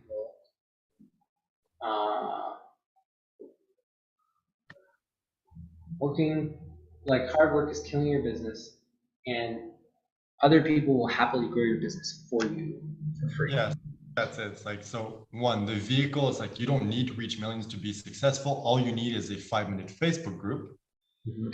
Secret number two, it's like how to get other people to build your group for you. So all you need to do is the 5 minutes per day to set up your group, mm-hmm. and then the rest is going to do itself. And then secret number three is, I don't know, maybe this one's the only one that doesn't quite feel right, because it feels a little different than the other. It's like, hard work is killing your business. It only takes 5 minutes per day. It's like, is that really the external thing that people are going to be kind of like struggling with? Maybe we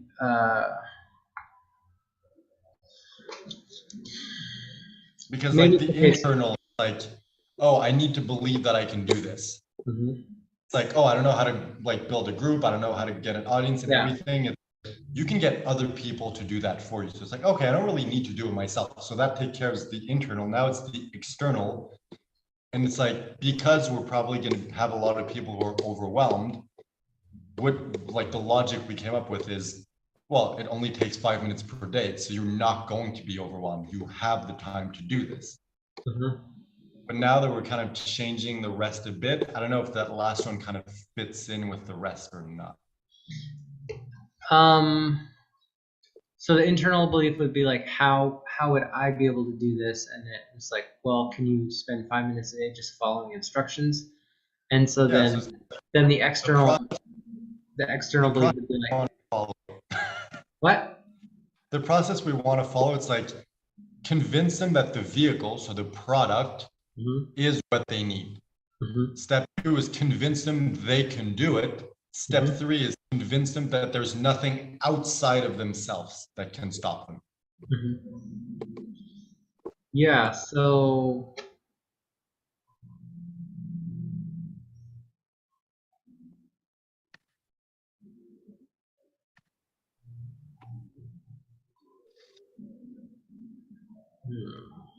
it's like, you know, the hard work is killing your business. You just need to do this 5 minutes per day. Like, it's a good selling point. Mm-hmm. Just, it feels kind of like different than the others now. Right. Kind of like, you know, in Russell Brunson, like in his webinar, he's like, you know, you need ClickFunnels, or like you need a sales funnel, and then you can copy other people's funnel, mm-hmm. and you can steal their traffic. Mm-hmm.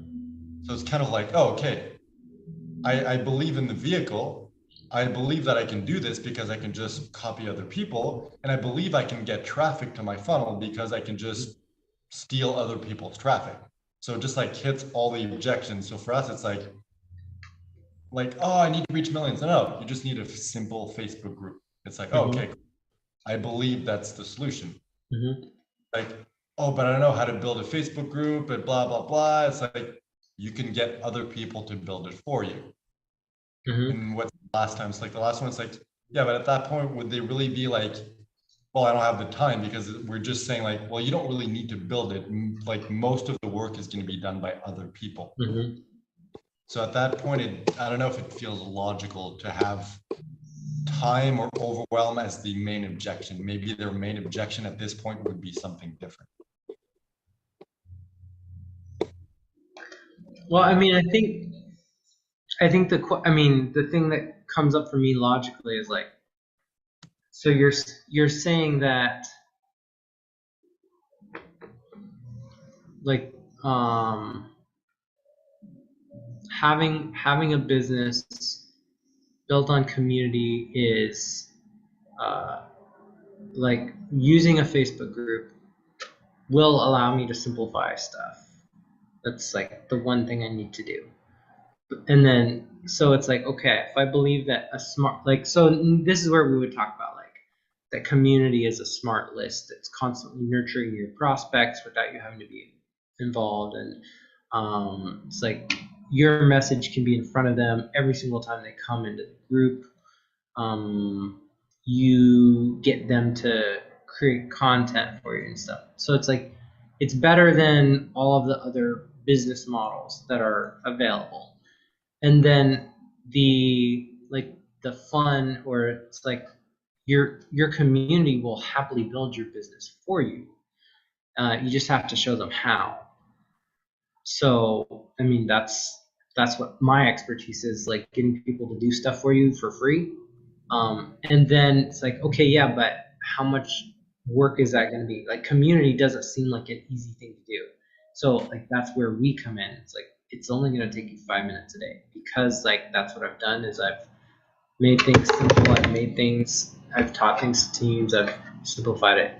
I'm breaking it down in just simple steps, so you're not going to have to spend a lot of time creating all of this other like stuff that empowers all of the other, dominoes in the chain. It's like, in order for you to have this and execute on it, we're creating this thing that's simple. It's fun. It's easy to do. Yeah, maybe it's okay if it's different, because it seems like the best like objection and selling point, because like that's the whole point of 5-minute Facebook groups. It's like, Yeah. we need to drive that home of like, it only takes 5 minutes per day. So you don't need a huge group. You don't need to build it yourself, and it only takes 5 minutes per day. Yeah, I guess that makes sense. All right. Yeah, So because I think you open the loop when you say like everybody else will build your business, but then you're like, the question's like, but how do I get them to do that? And that, like, creating that thing is going to be as much work as building real business.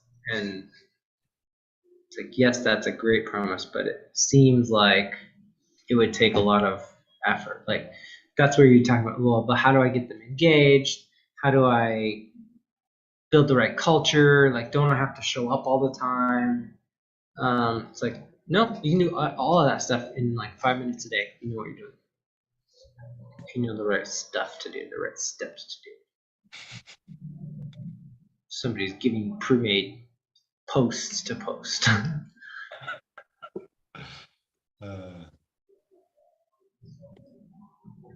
Right, this is good, because we completely removed the selling story element.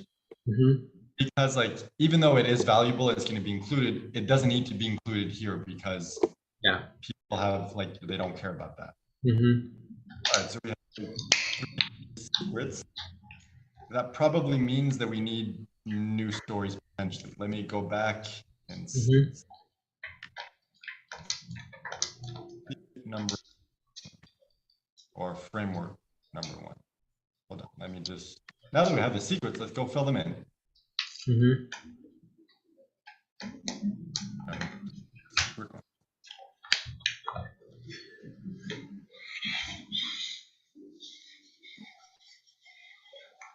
Oops. I don't know what I pressed, but it closed PowerPoint.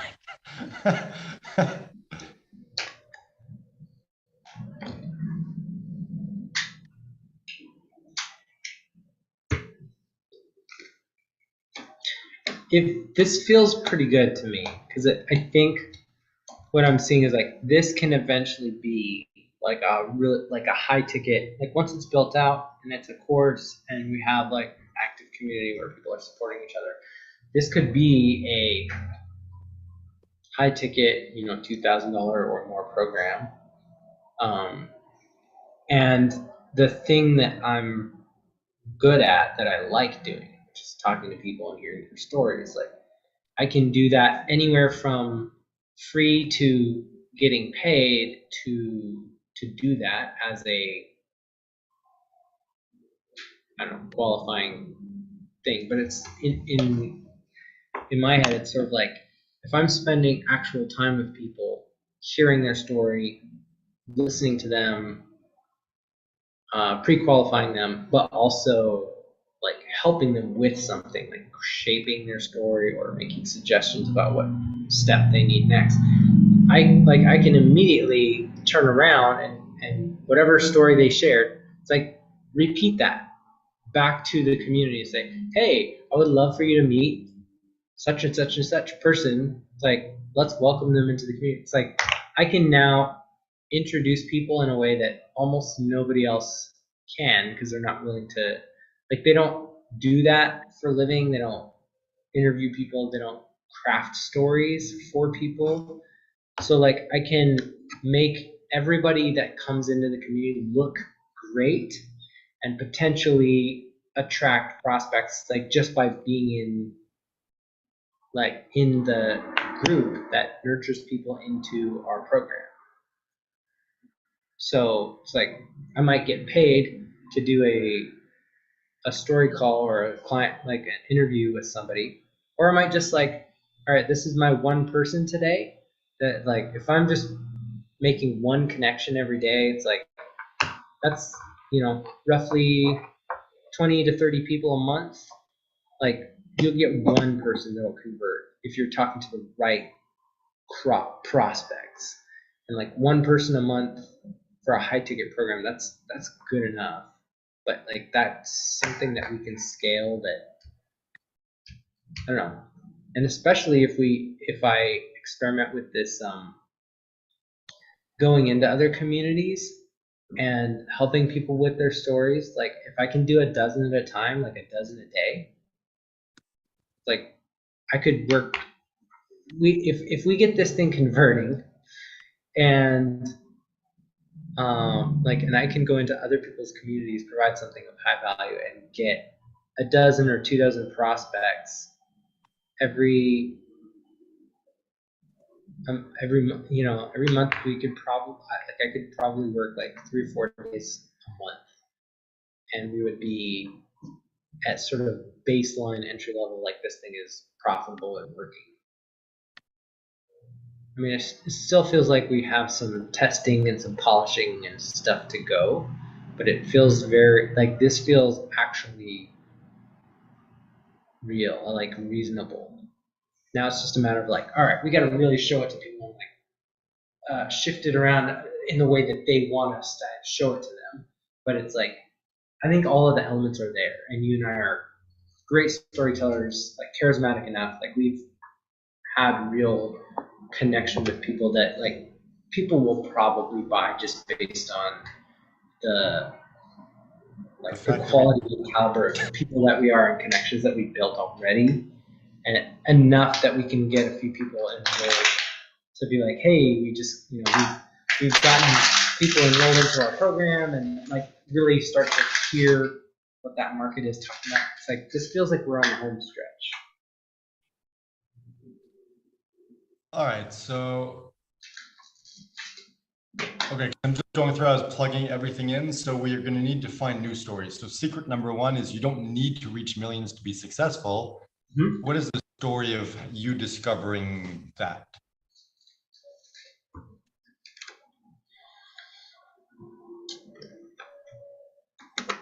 I mean, I made a $1,000 sale with one question. It's like that's. Okay, so what's? And it was the first person that commented. Like, what if you could ask one question and one person answered, and that's your client? You don't Okay, need so millions of people.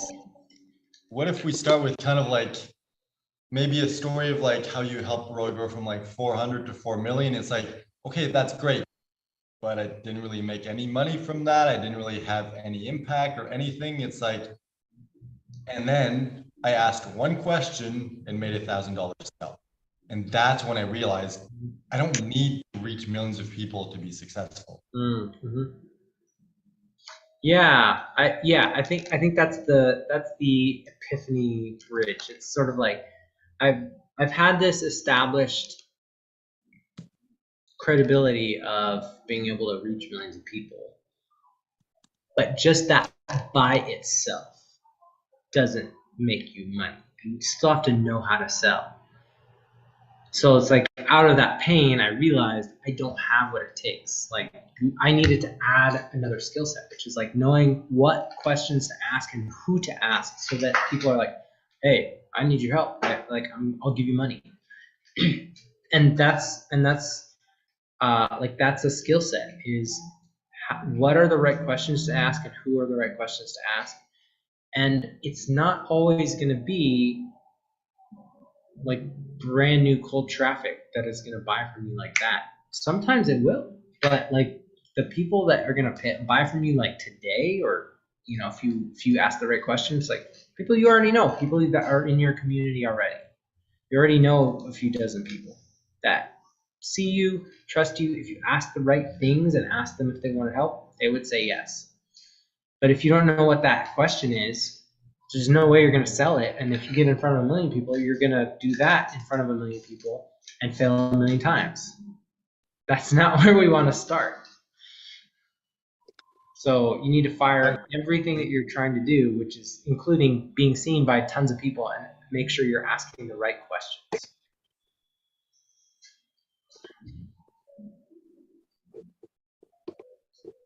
All right, so I think that's good. So Roy's story was like 404 million. It's like, yeah, it didn't do anything for you. Mm-hmm. You asked a single question and you made a sale. And that one question was more lucrative for you than helping someone get like millions of like an audience of millions. Mm-hmm. All right, so let's see. How to help, how to get other people to build your group for you. Mm-hmm. What's the story for that? So, I mean, I'll talk about building teams,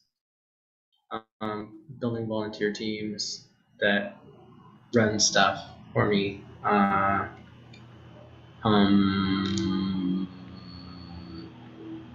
What if, is there a way to tie in the story we originally had? So it's like tried and failed to make friends in college and kind of like that story. So it's like it shows the process of like you going out to try to build yourself a community of friends and failing, and then getting to the point where it's like, oh, I can let other people build it for me.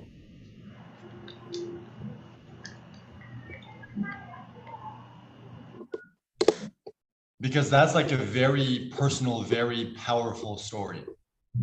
So if there's a way we can keep that great, like if not, we don't need to, it's fine. It's just because like when you were telling it, I'm like, yeah, that's a really good story.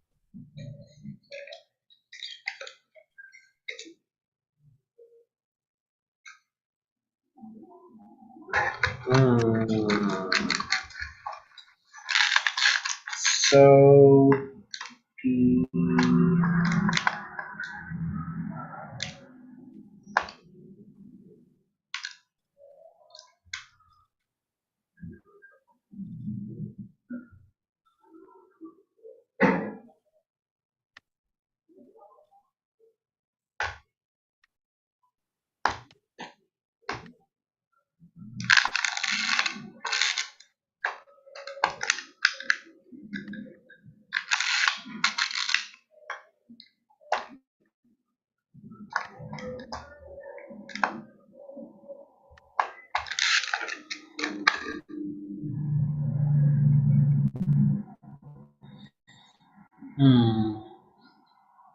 I mean, if you can't, that's okay. Like I was just saying, like that's a good story. So if there's a way we can do it, cool. If not, that's totally fine. yeah, I think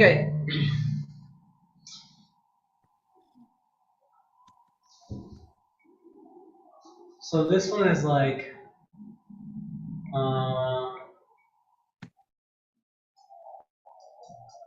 my performance, laziness,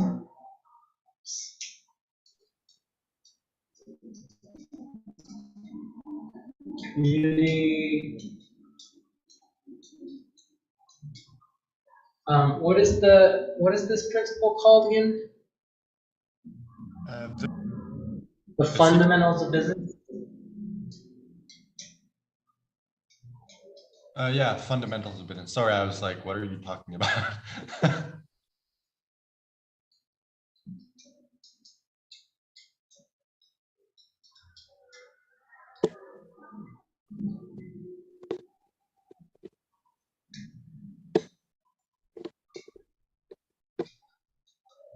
Okay, so the number one fundamental of business is that anybody who's been very successful did not do it by themselves.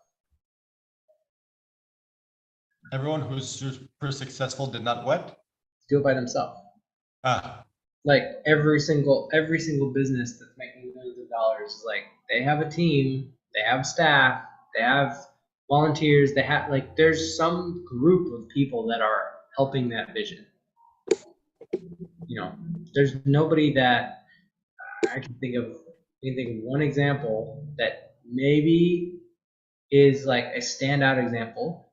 Like Ray Barone coded and wrote Stardew Valley all by himself, wrote the music, but he still outsourced a lot of the distribution of the game. He partnered with Blowfish Studios to like actually get the launch the product. But it's like even if you're a genius at creating something people want, you still have to get it in front of millions of people. It's like you could be a genius at creation or at teaching or at having a service, but you still have to connect to millions of people. You still have to connect to the people who it helps. So, is there a bunch left? You didn't live lovely.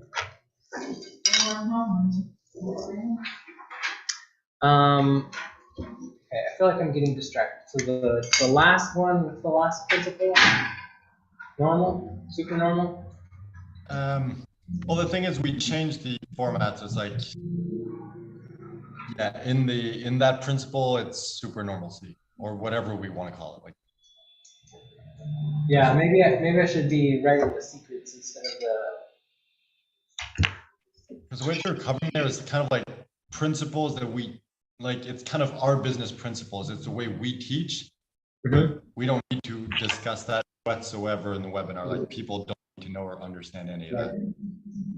All we need to do is share the story of how you discovered that you can get, like, you don't need to do the work yourself. You can get other people to build a group for you. Like showing that principle. All right, other people.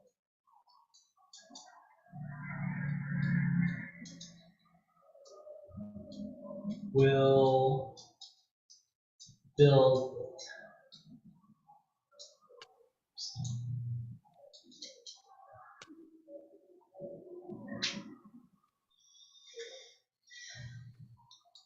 you don't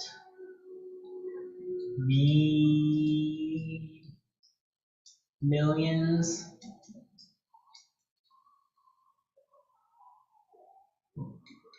to see you. Oops.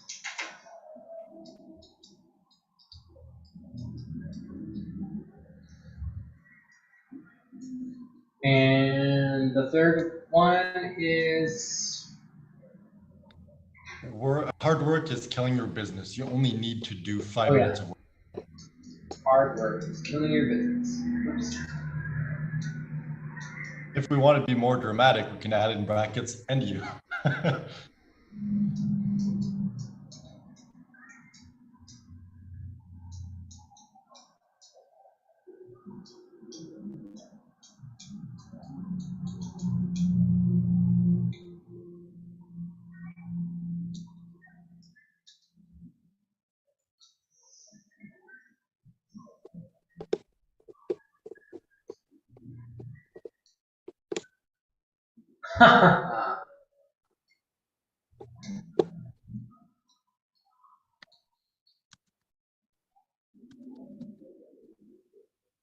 You know, I realized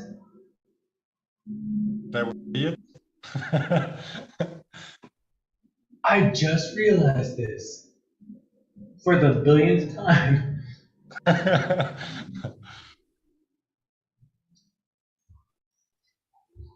We've we've completely inverted the principles. So it's like principle one, you don't need millions to see you. It's like you just need to do the right thing. It's like the simplest, the most like the no, just figure out the like the easiest way to do this, like the that makes money. It's like this is the super normal. This is the community, like having fun with other people. And hard work is killing your business is the high performance laziness. It's like that's what we're offering. It's like so it's like you need to understand this, but like when we're presenting it to people, it goes in reverse. You turn And the the thing is, like, we don't even need to cover this in the webinar. This can be the type of thing that we share, like, in the Facebook group of like, hey, these are our business principles. Mhm. This is just how we run our entire business. This is the Yeah. kind of people we are. And I feel like that's naturally going to come across in the Mhm. webinar as we're presenting, but it's like we don't need to explain any of that or use any of those terms. Mm-mm. I'm just wondering, like, how complex should we go for like hard work is killing your business? Mm. Like, it can be a super simple story. It's like, well, okay, I can't think of anything, but I mean, I think this should be the sitcom story. I tried to do everything myself.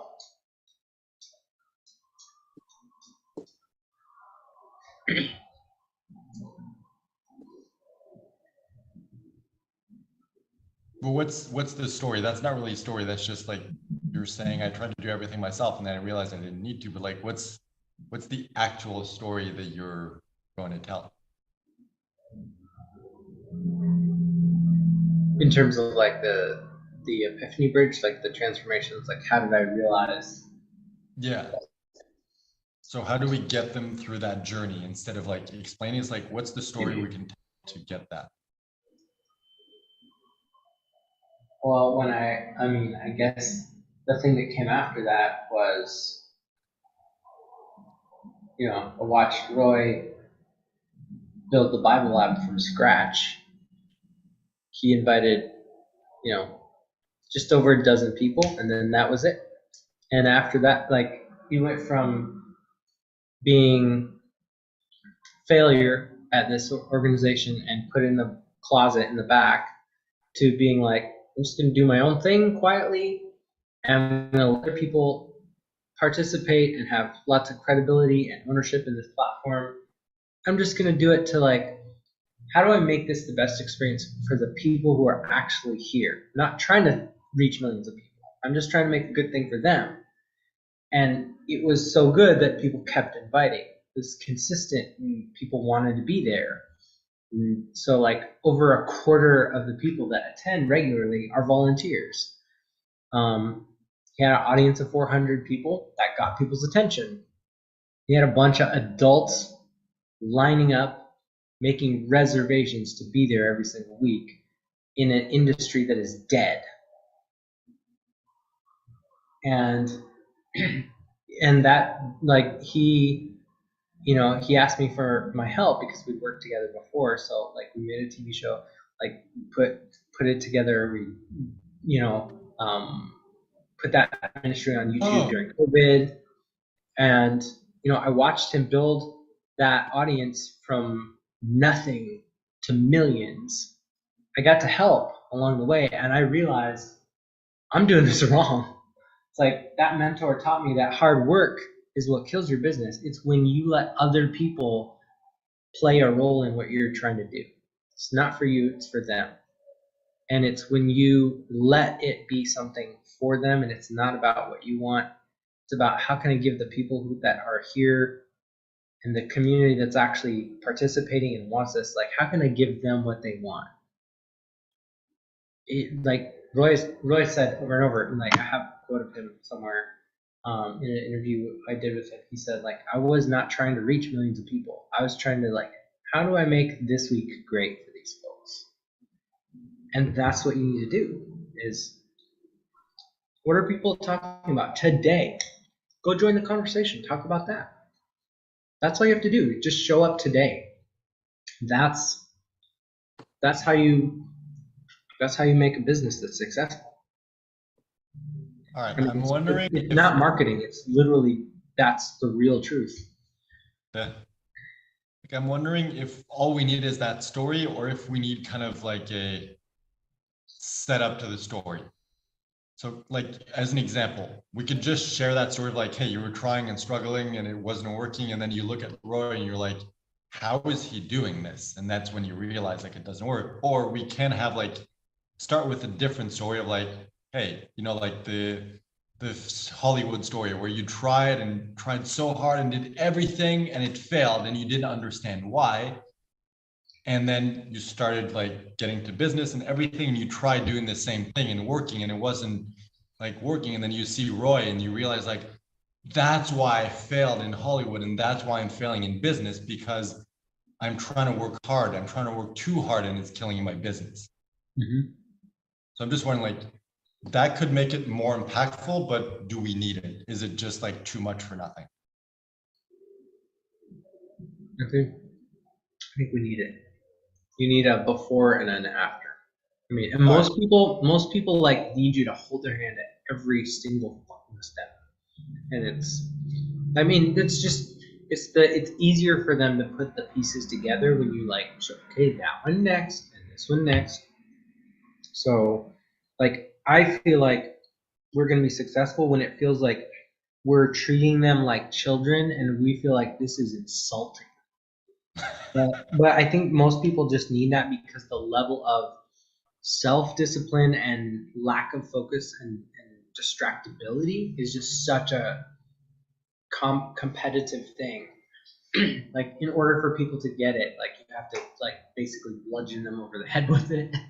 And it's sort of like you just be so, I mean, that's why copyright is like, how can you say the same thing from a million different ways? All right, that's good. So then we have the two stories. So the before, which is the Hollywood story, then the after, which is Roy's Bible study group. Yeah. And then So the principle is like, if you're doing it wrong, you're doing everything yourself, you're not asking for help, and you're doing what nobody wants. It's like, that's the sitcom story. If you do it the right way, it's like, don't do hard work, do a little bit of work, and ask people, what would you like to do next? Would you like to do it? It's like, if you're excited about it enough, would you be willing to head that up? That's exactly how Roy went from, from nothing to like, he's actually now more important than anybody that works at that church where they're like, yeah, you failed. Like, he's got a bigger platform and a bigger like legacy, and I don't know. He just there's more momentum and movement in his career than the stasis that is happening at that other church.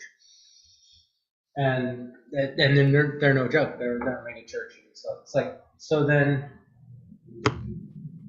like, you can do it the hard way or the easy way. And I like the easy way. I mean, I've done them both, and easy is way better for sure. So this one is, I didn't know how to build connection, but when you learn how to build connection, other people will make your stuff for you. So it's like, you need to know how to network.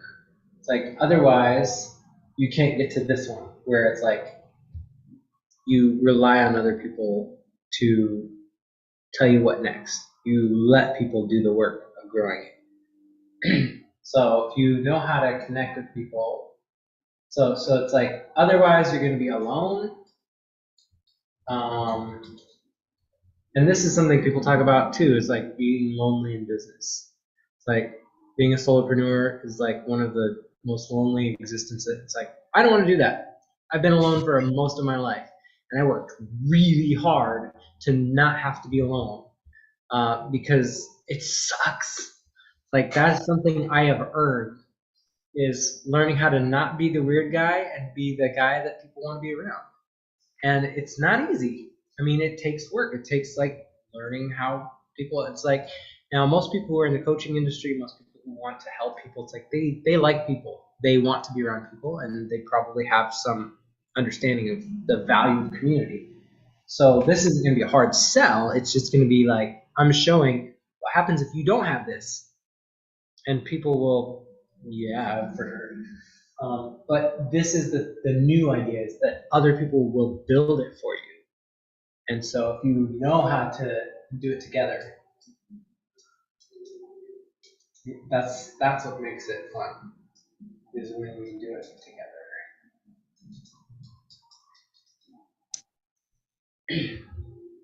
All right, and so then you don't need millions of people to see you.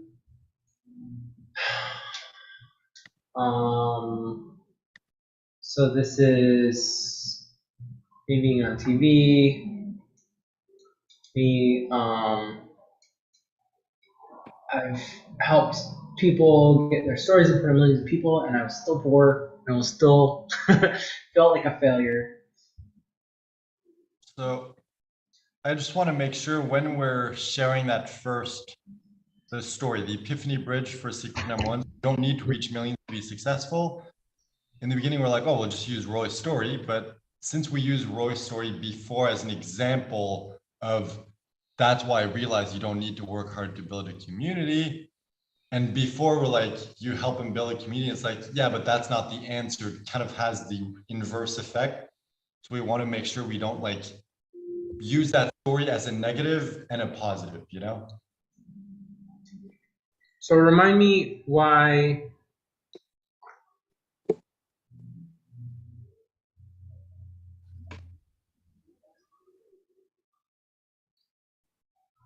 it felt like we needed to switch to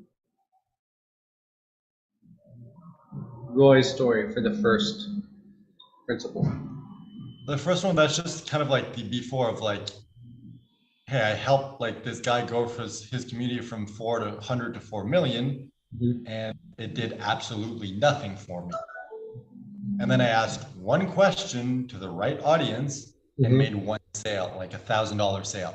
It's like you made more off that one sale to a smaller audience than you did helping someone grow like a 4 million person. It's like that's kind of like the principle, but it's like later on, since we use Roy's story of like, okay, I saw Roy build his community, and that made me realize I don't need to work hard. I need to do the right things. It's kind of like in Secret One, we're saying like, oh, you know, building a big community is not a good solution. We use Roy as an example, and then later on, it's like you don't need to work hard, and then we use Roy as an example. So people are like confused. It's like, is a big community good or is it bad? Like I don't know. Like it's more like we can use different stories, but using the same one in two different ways feels confusing. Well, that's what I'm asking is like, what was the need to change it to Roy's story where I'm like a third, like I'm like the second party instead of like being on TV and like looking like an idiot. Oh, perfect. I feel like is it's my experience. It also, I mean, it's like this sort of like fear of failure. It's like, Yep, perfect. That works perfectly.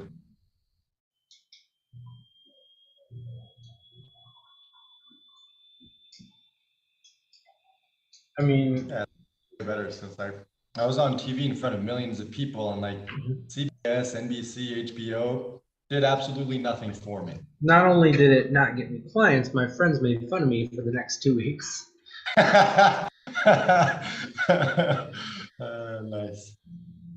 All right, so Like that's the good. news, So like the news crews didn't care about me or my story. It's like what they cared was I had footage of the story that they wanted, and they interviewed me, and like it was like a 2-second clip of me going like, It was surreal. I look like every idiot in every news story. It's like they do some little tiny snippet, and it's like, well, that guy's a moron. Where'd they find this idiot? It's just you're just the idiot because they're taking what you're saying out of context in service of their story.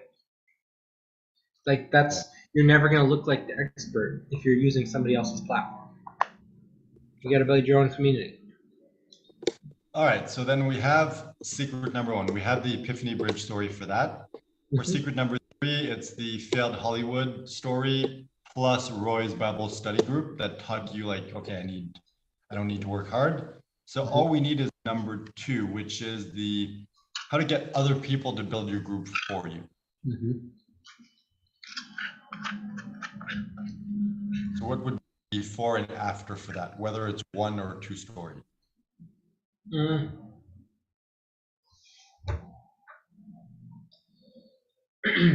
So I would say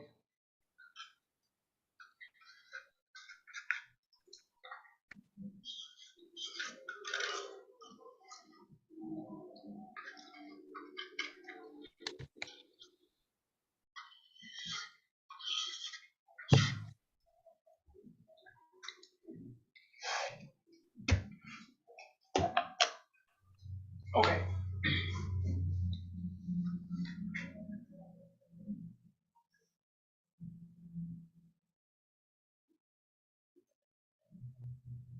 Or maybe this is the Roy story.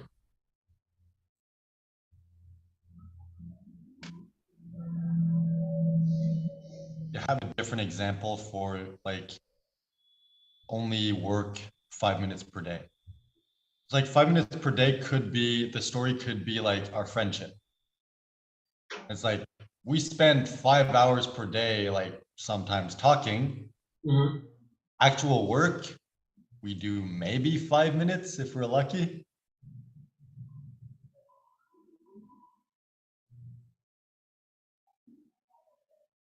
I feel like Roy's story is a very good example of how to get other people to build a group for you.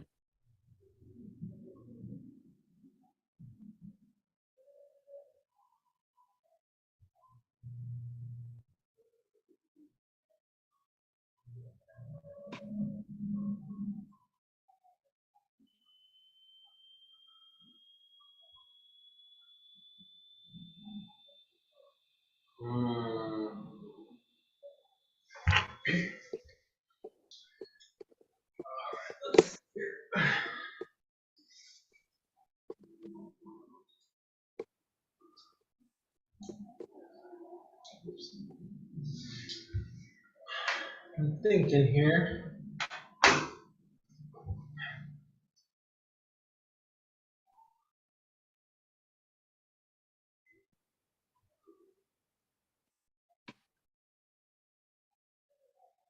Okay, this feels like the answer to, this feels like the closing the loop to this thing. So it's like hard work is killing your business. You're trying to do everything yourself. You're not asking for help. That's why you're not growing. So the answer is get other people to do it for you. It's like outsource the stuff that you don't know how to do or you don't like to do. Invite other people to do it with you. Like that's the answer. So we open the loop with hard work is king of your business. We tell the story that illustrates that, and then the answer is other people will build it. The only part you need to do is like 5 minutes a day. It's like you barely have to do anything. You just have to show up. This one feels like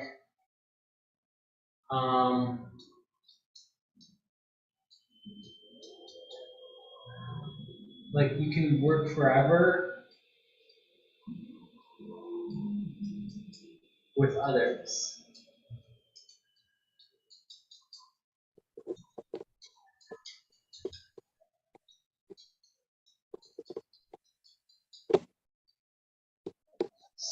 I don't know if this is exactly right, but it's like We need to remember this. Number two is the internal belief. It's like we need to show them that you can do this. Yeah. So it's like the the internal belief is like, so Like the internal belief for number two, it's like, I believe the vehicle can work, or I believe the vehicle works. I just don't believe it's going to work for me. I don't believe I'll be able to do it. So it's like, we need to. Okay, so the belief is you need community.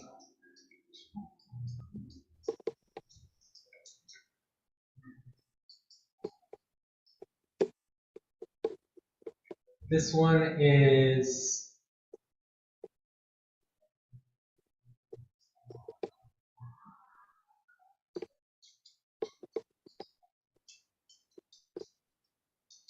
so it's like you need community to make sales. This one is you can build community.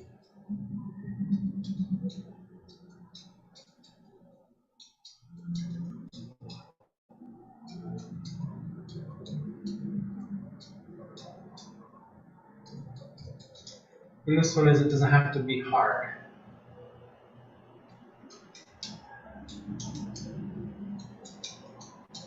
All right, and then the secret is something like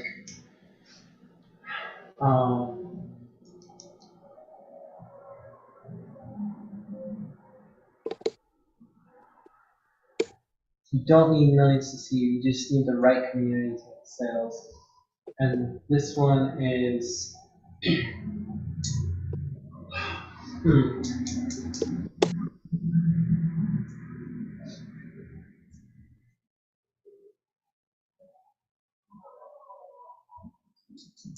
trying to figure out. It's like all of these are in response to overwhelm.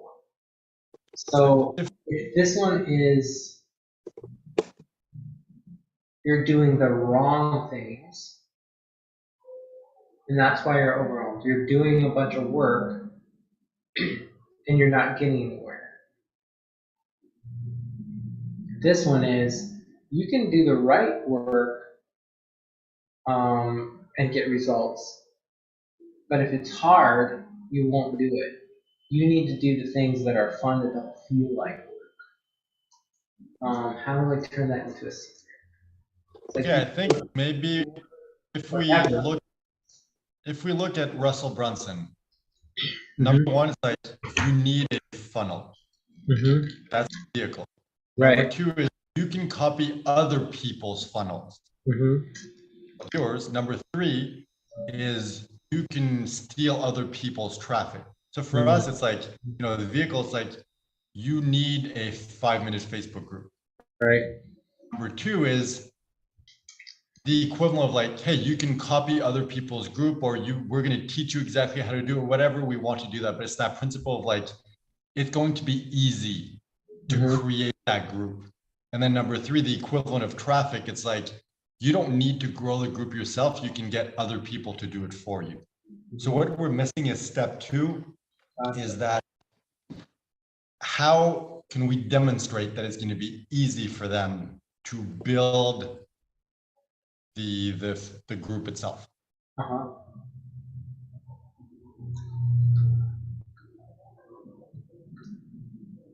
don't know. So I'm gonna I'll be back. All right, this is good. I feel like we're almost there, and maybe I think by 1:30, which is when I need to go, we should have this dialed in. I'm feeling good. I'll be right back. I'm gonna go to the bathroom. Okay.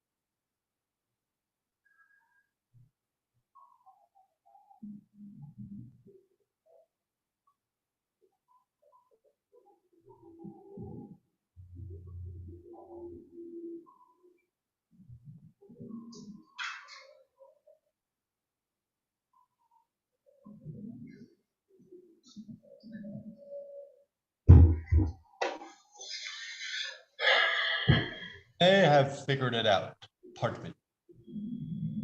I think step number 2 is the LGM framework. Launch, grow, monetize. So that's as simple as that. Like it's kind of like the vehicle. It's like, hey, you need to 5-minute Facebook group. And it's like, we sell them on the concept of 5-minute Facebook groups. And step number 2, it's like the mechanism. It's like 5-minute Facebook groups is not just the concept, it's also the mechanism that allows you to build it. It's a simple step by step. We're going to do it together. It's going to take 5 minutes per day. And it's as simple as launch, grow, automate. And then step number 3. So it's like, oh, okay, yeah, I believe I can do this because it's super simple. You're going to be there. You can answer my questions. It only takes 5 minutes per day. So then they believe they can do it. And then step number 3, it's like, yeah, okay, but how do I grow the group? How, like, that same principle, like, oh, you just get other people to do it for you. It's like the system can work. It's simple. You don't need millions of people. And then we're going to show you step by step, holding your hand, answering your questions when you need help. You're going to get access to the community, constant support, and it only takes 5 minutes per day. And then the final thing is, you don't need to do the hard work. You can get other people to do it for you.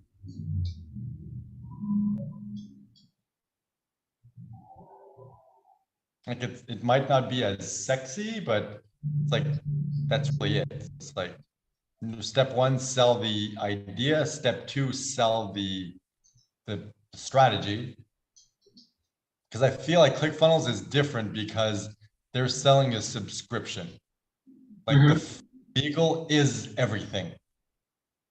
Like it's kind of just like as if we're selling like, oh, well, here's the framework of a 5-minute Facebook group. But it's like, no, we're not just giving you the framework. We're giving you the framework plus we're helping you do it.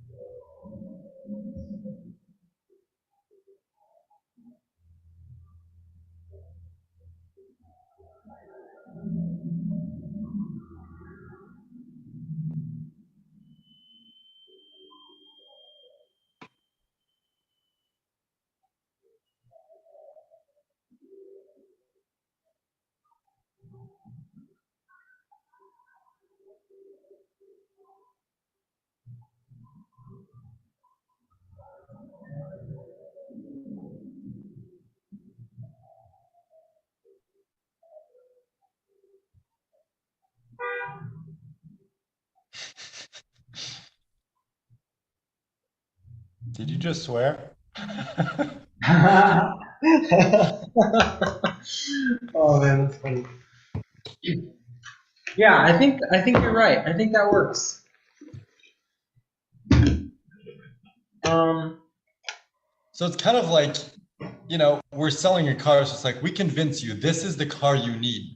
It's like, yeah, okay, but I don't know how to drive. It's okay. We'll teach you how to drive. Like, that's literally step two. It's as simple as that. mhm.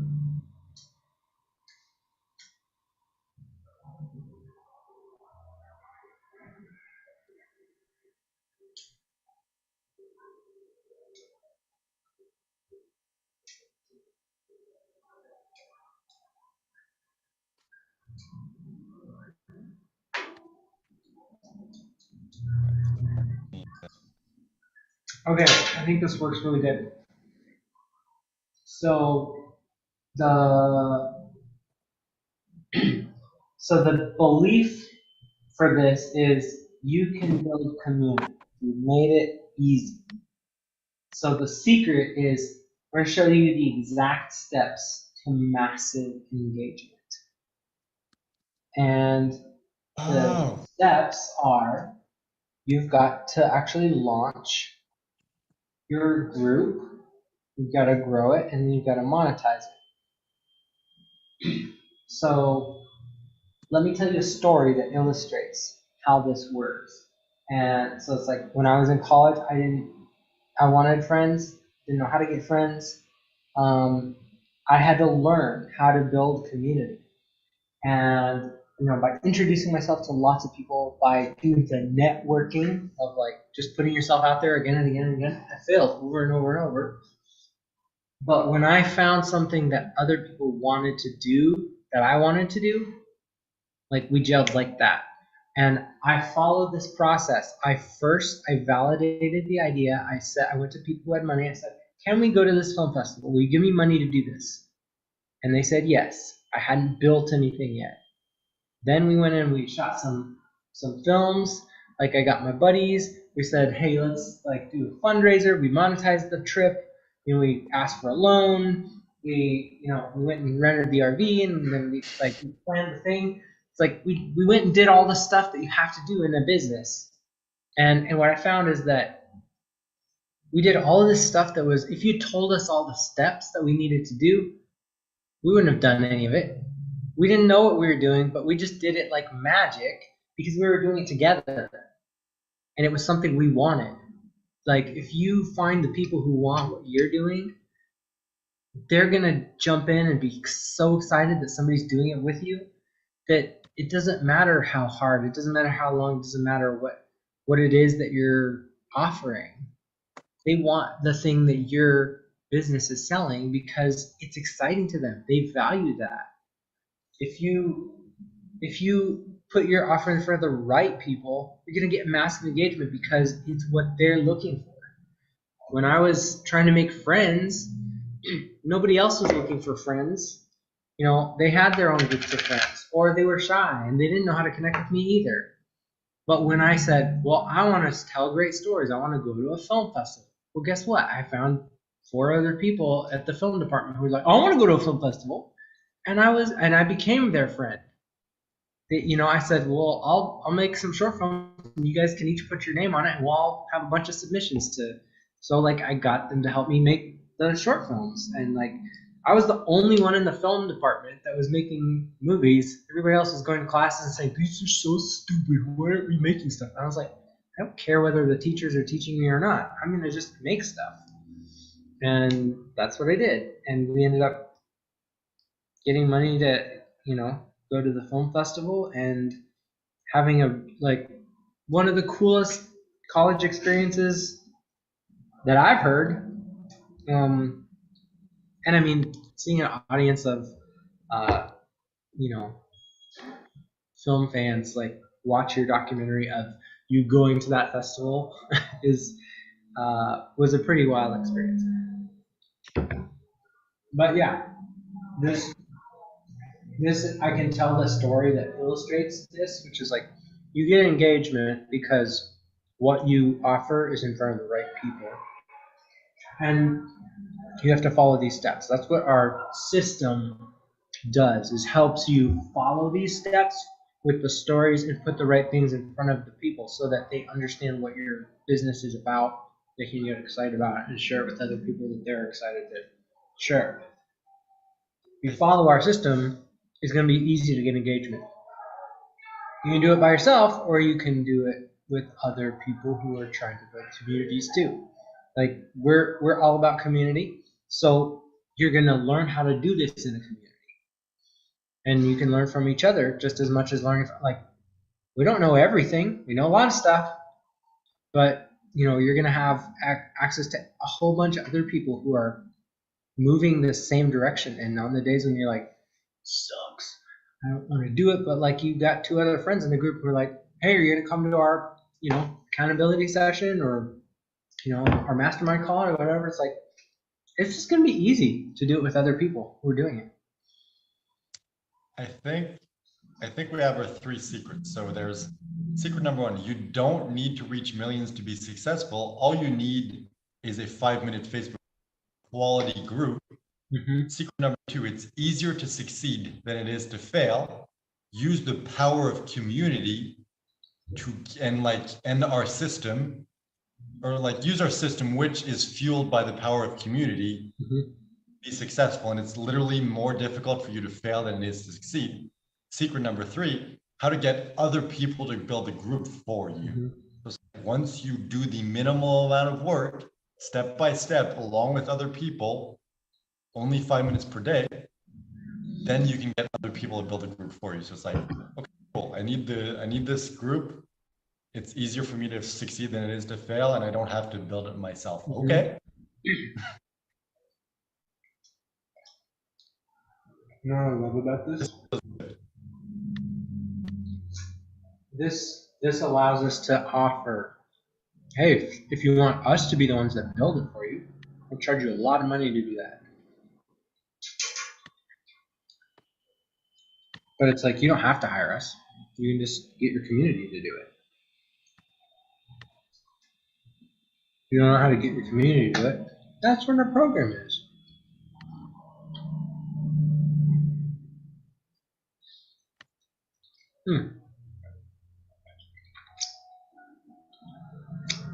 Okay.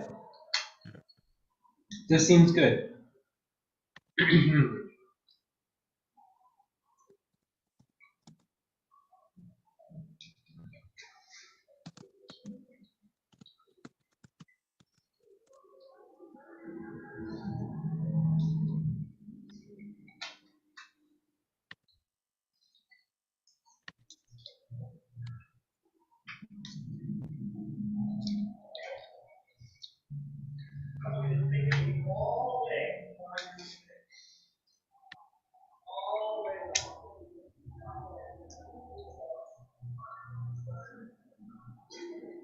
This is good now. Like, this makes sense. It's a very logical escalation. Yeah. Now we just need to come up with like different frameworks. So it's like framework number 1 is 5 minutes Facebook group. Like that's the framework. Or maybe not. Maybe, I don't know, is that what we want to call it, or do we want to come up with a different name? Like, you need a smart group. And it's like, 5-minute Facebook group is just a course we deliver at the end. And it's like, smart group is the term we use to describe this type of group. I mean, I think a smart group can be a great post where we define that term and like create like help people see that a community is what a smart list is. But what I know is, like, as soon as you create something that nobody's heard of, you're gonna lose a bunch of people. It's like, we need to be, especially for a webinar that's designed to sell people into something, it's like, we need to be as blunt and explicit and as simple as we can.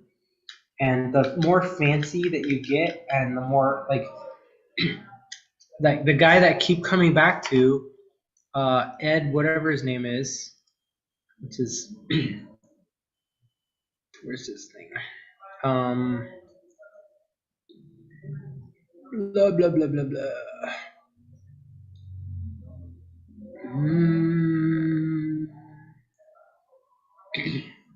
I forget. But anyway, that guy that's made like $10 million through his business. I mean, he's literally selling get leads, and that's almost all he says is just you want to get more clients in your coaching business, and he just finds like 10 or 15 ways to say that idea.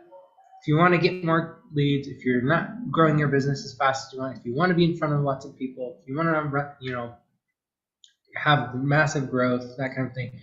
And he just super clear, simple language opens this curiosity loop of how are you doing that? And the way that you find out is you have to book a call. It's like if you paint some sort of intellectual property, unless that's what your market is asking for, which I think there are people like, how do I protect my idea? How do I think? It's like, so there are people who talk about, you got to name your thing, it's got your special deal, but like in the context of what we're trying to sell, what we're trying to help people with, the clearer and the more explicit and unambiguous we can be, I think. Yeah, I think you're right. I think we can explain the idea of a smart list in the context of. I don't think we need to. I'm I just trying to mean, go back to the actual webinar on Russell Brunson just to see does he present, does he have a name for his frameworks, or is it just like secret number one? This is the name of this secret. he literally just says secrets. I don't think anybody gives a crap about frameworks except for people who teach. I mean, it makes it easy to illustrate stuff. So like when you create marketing materials, it's great to be able to see how things line up and have a relationship to each other, but I don't really think you need it. This is just like, here's the 5-minute Facebook group formula. It's like, that's what this is. These 3 secrets, it's just, here's our 5-minute Facebook formula. It's like, you don't need to be seen. You don't need millions of people to see you in order to make money. We're gonna show you the exact steps to massive engagement. You gotta validate the idea, launch it, start growing, get some people to help you, and monetize it. Get the money to make it run, and it doesn't even need to be a lot of money. And then it's like, in order to make this thing really work, get other people to build it for you. You want to be where you want to be without having to do the work? You don't have to. I've gotten a lot of stuff done, made a lot of movies and TV shows and stuff by not doing it all.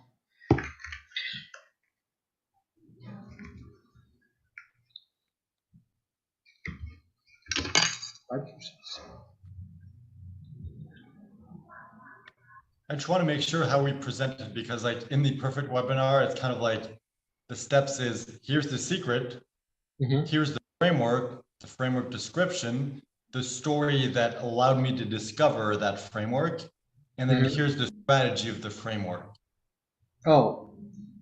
It's just, that's how they teach us to present in the 5-minute Facebook. Oh, okay. So having a framework for each secret? Yeah, so it's just kind of like you said, it can be as simple as 5 MFG principle or formula. It's that's the name of the framework, quick description of whatever that description is. Launch, grow, automate your Facebook group in 5 minutes per day. That can be the description, and then the story of how we discovered it, and then the strategy of all right, these are the brief overview steps of what you need to do. This is the strategy of how this principle works. And then just kind of social proof of hey, this person used it, this person used it, this person used it, they got results. That's what I mean by a framework. We don't actually need to ever use it again, but it's more have a name and a description for what we're presenting, instead of just being it's a secret. It's it's the secret, and this is kind of the framework teaching you the principles that we discussed, that we teased with the secret.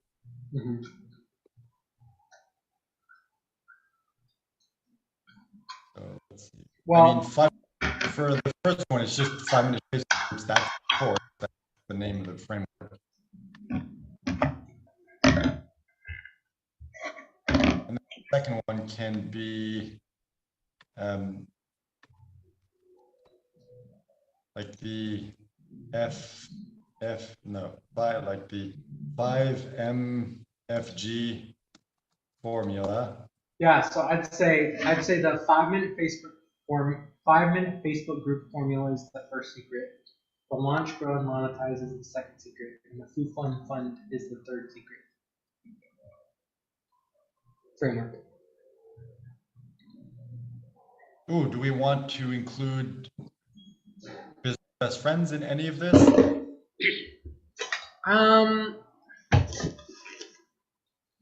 No, I feel like it's a distraction. Okay. I mean, I feel like it might.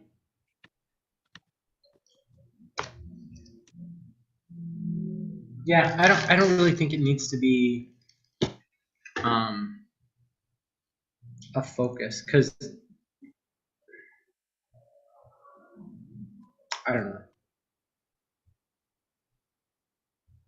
How about just 5-minute Facebook groups for the first one? Like, it doesn't need to be formula, because like what we're selling is the course, the principle like itself. So I think just 5-minute Facebook groups is good for the first one. Second, be like the LGM formula, and then in the description it's like we explain like you launch, grow, and monetize your Facebook group in simple, easy to follow steps that only take 5 minutes per day or whatever. And then number 3, that would be the Foo Fun Fund.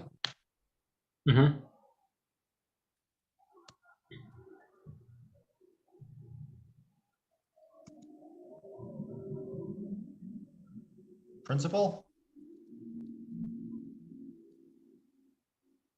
Foo Fun Fund framework. That gets too confusing. I think. Let's see. Oh, I mean, so the framework would be like,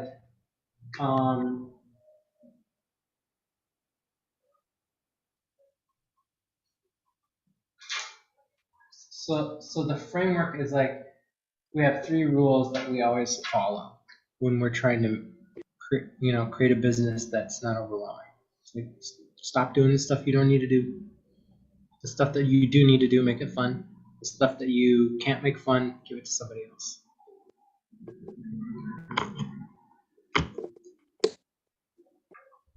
Hold on, this. How to get other people to do the work for you.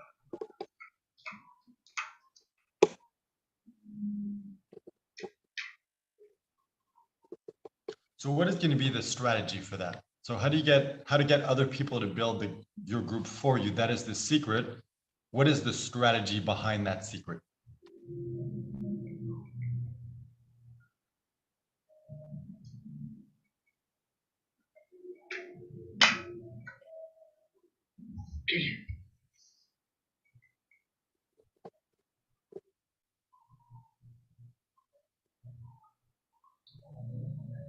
Creating a culture within the group to get others to invite people.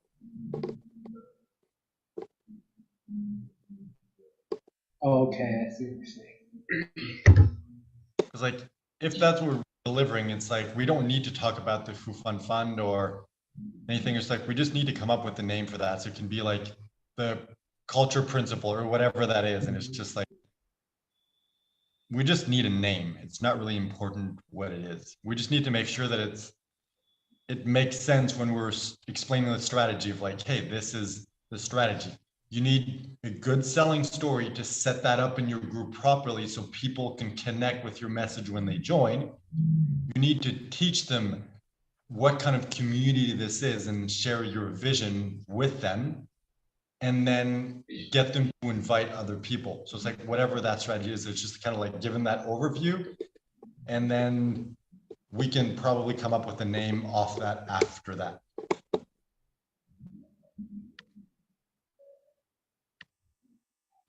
It can be a story selling principle or whatever. Like,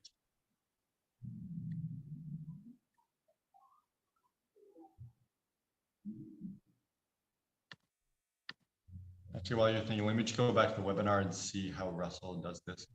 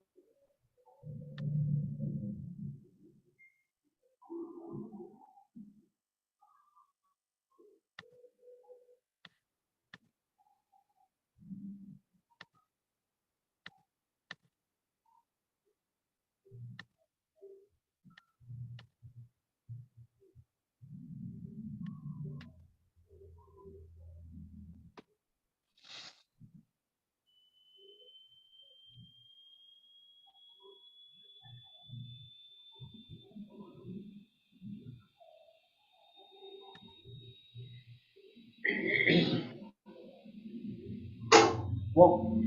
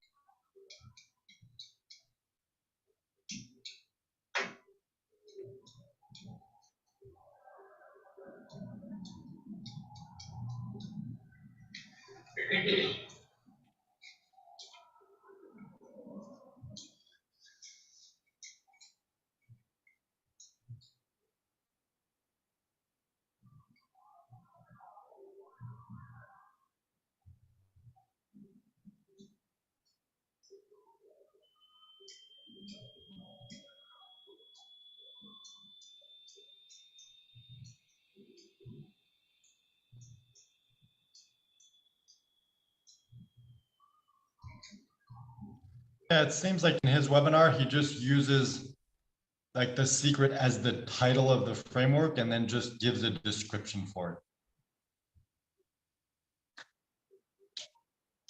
it. So it could be like, let's go back. So it could be,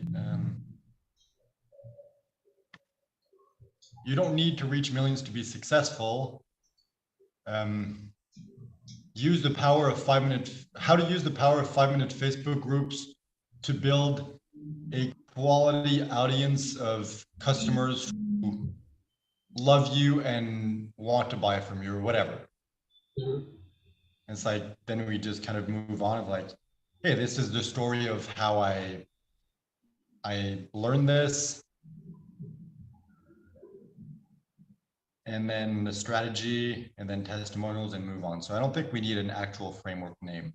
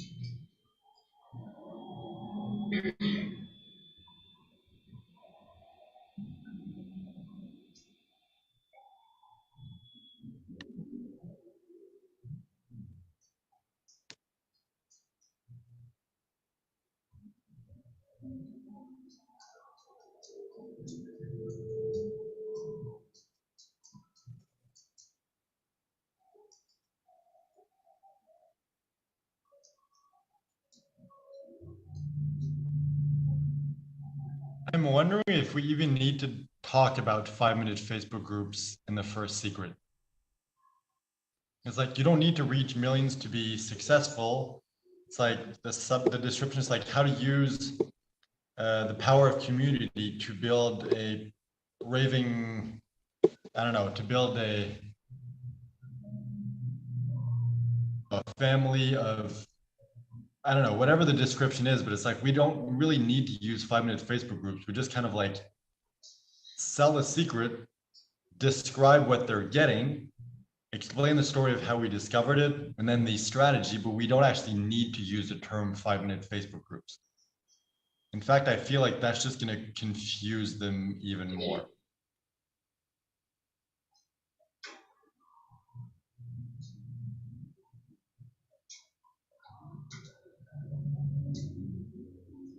All right. I think you're right. And I think the same for step 2 and step 3. It's like it's easier to succeed than it is to fail. And it's like we just show them hey, we're gonna, do this live with you. It's gonna be super simple. It's gonna be step by step. It's only gonna take you 5 minutes per day. Like, we don't need 5-minute Facebook groups. And the same for the last one, how to get other people to build a group for you. It's just like, we explain the description of what they get, the benefits, and then this is the strategy. And it's only at the end that we then do a callback to the beginning of, all right, let us talk to you about 5-minute Facebook groups.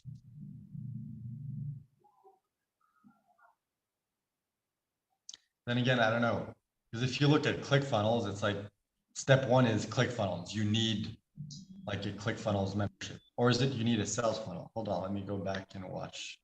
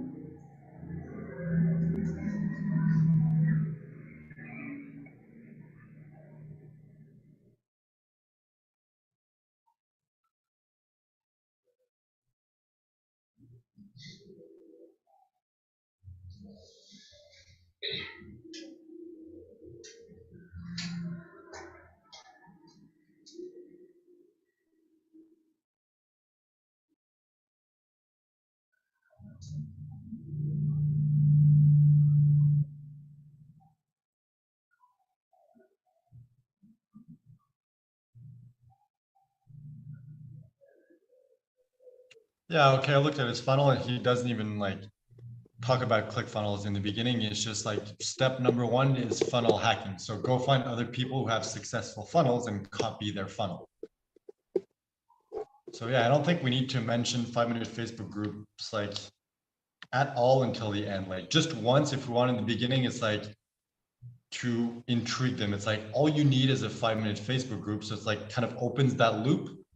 Then we go through all the 3 secrets and teach everything without mentioning the 5-minute Facebook groups. And it's only at the end that we come back. And it's like, all right, 5-minute Facebook groups. That includes everything that we just taught you.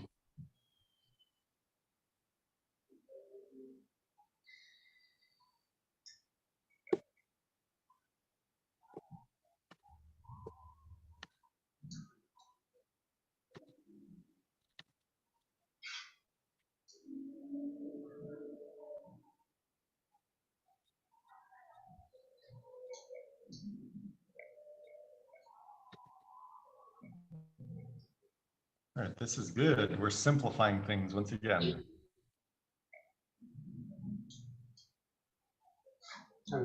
Me too.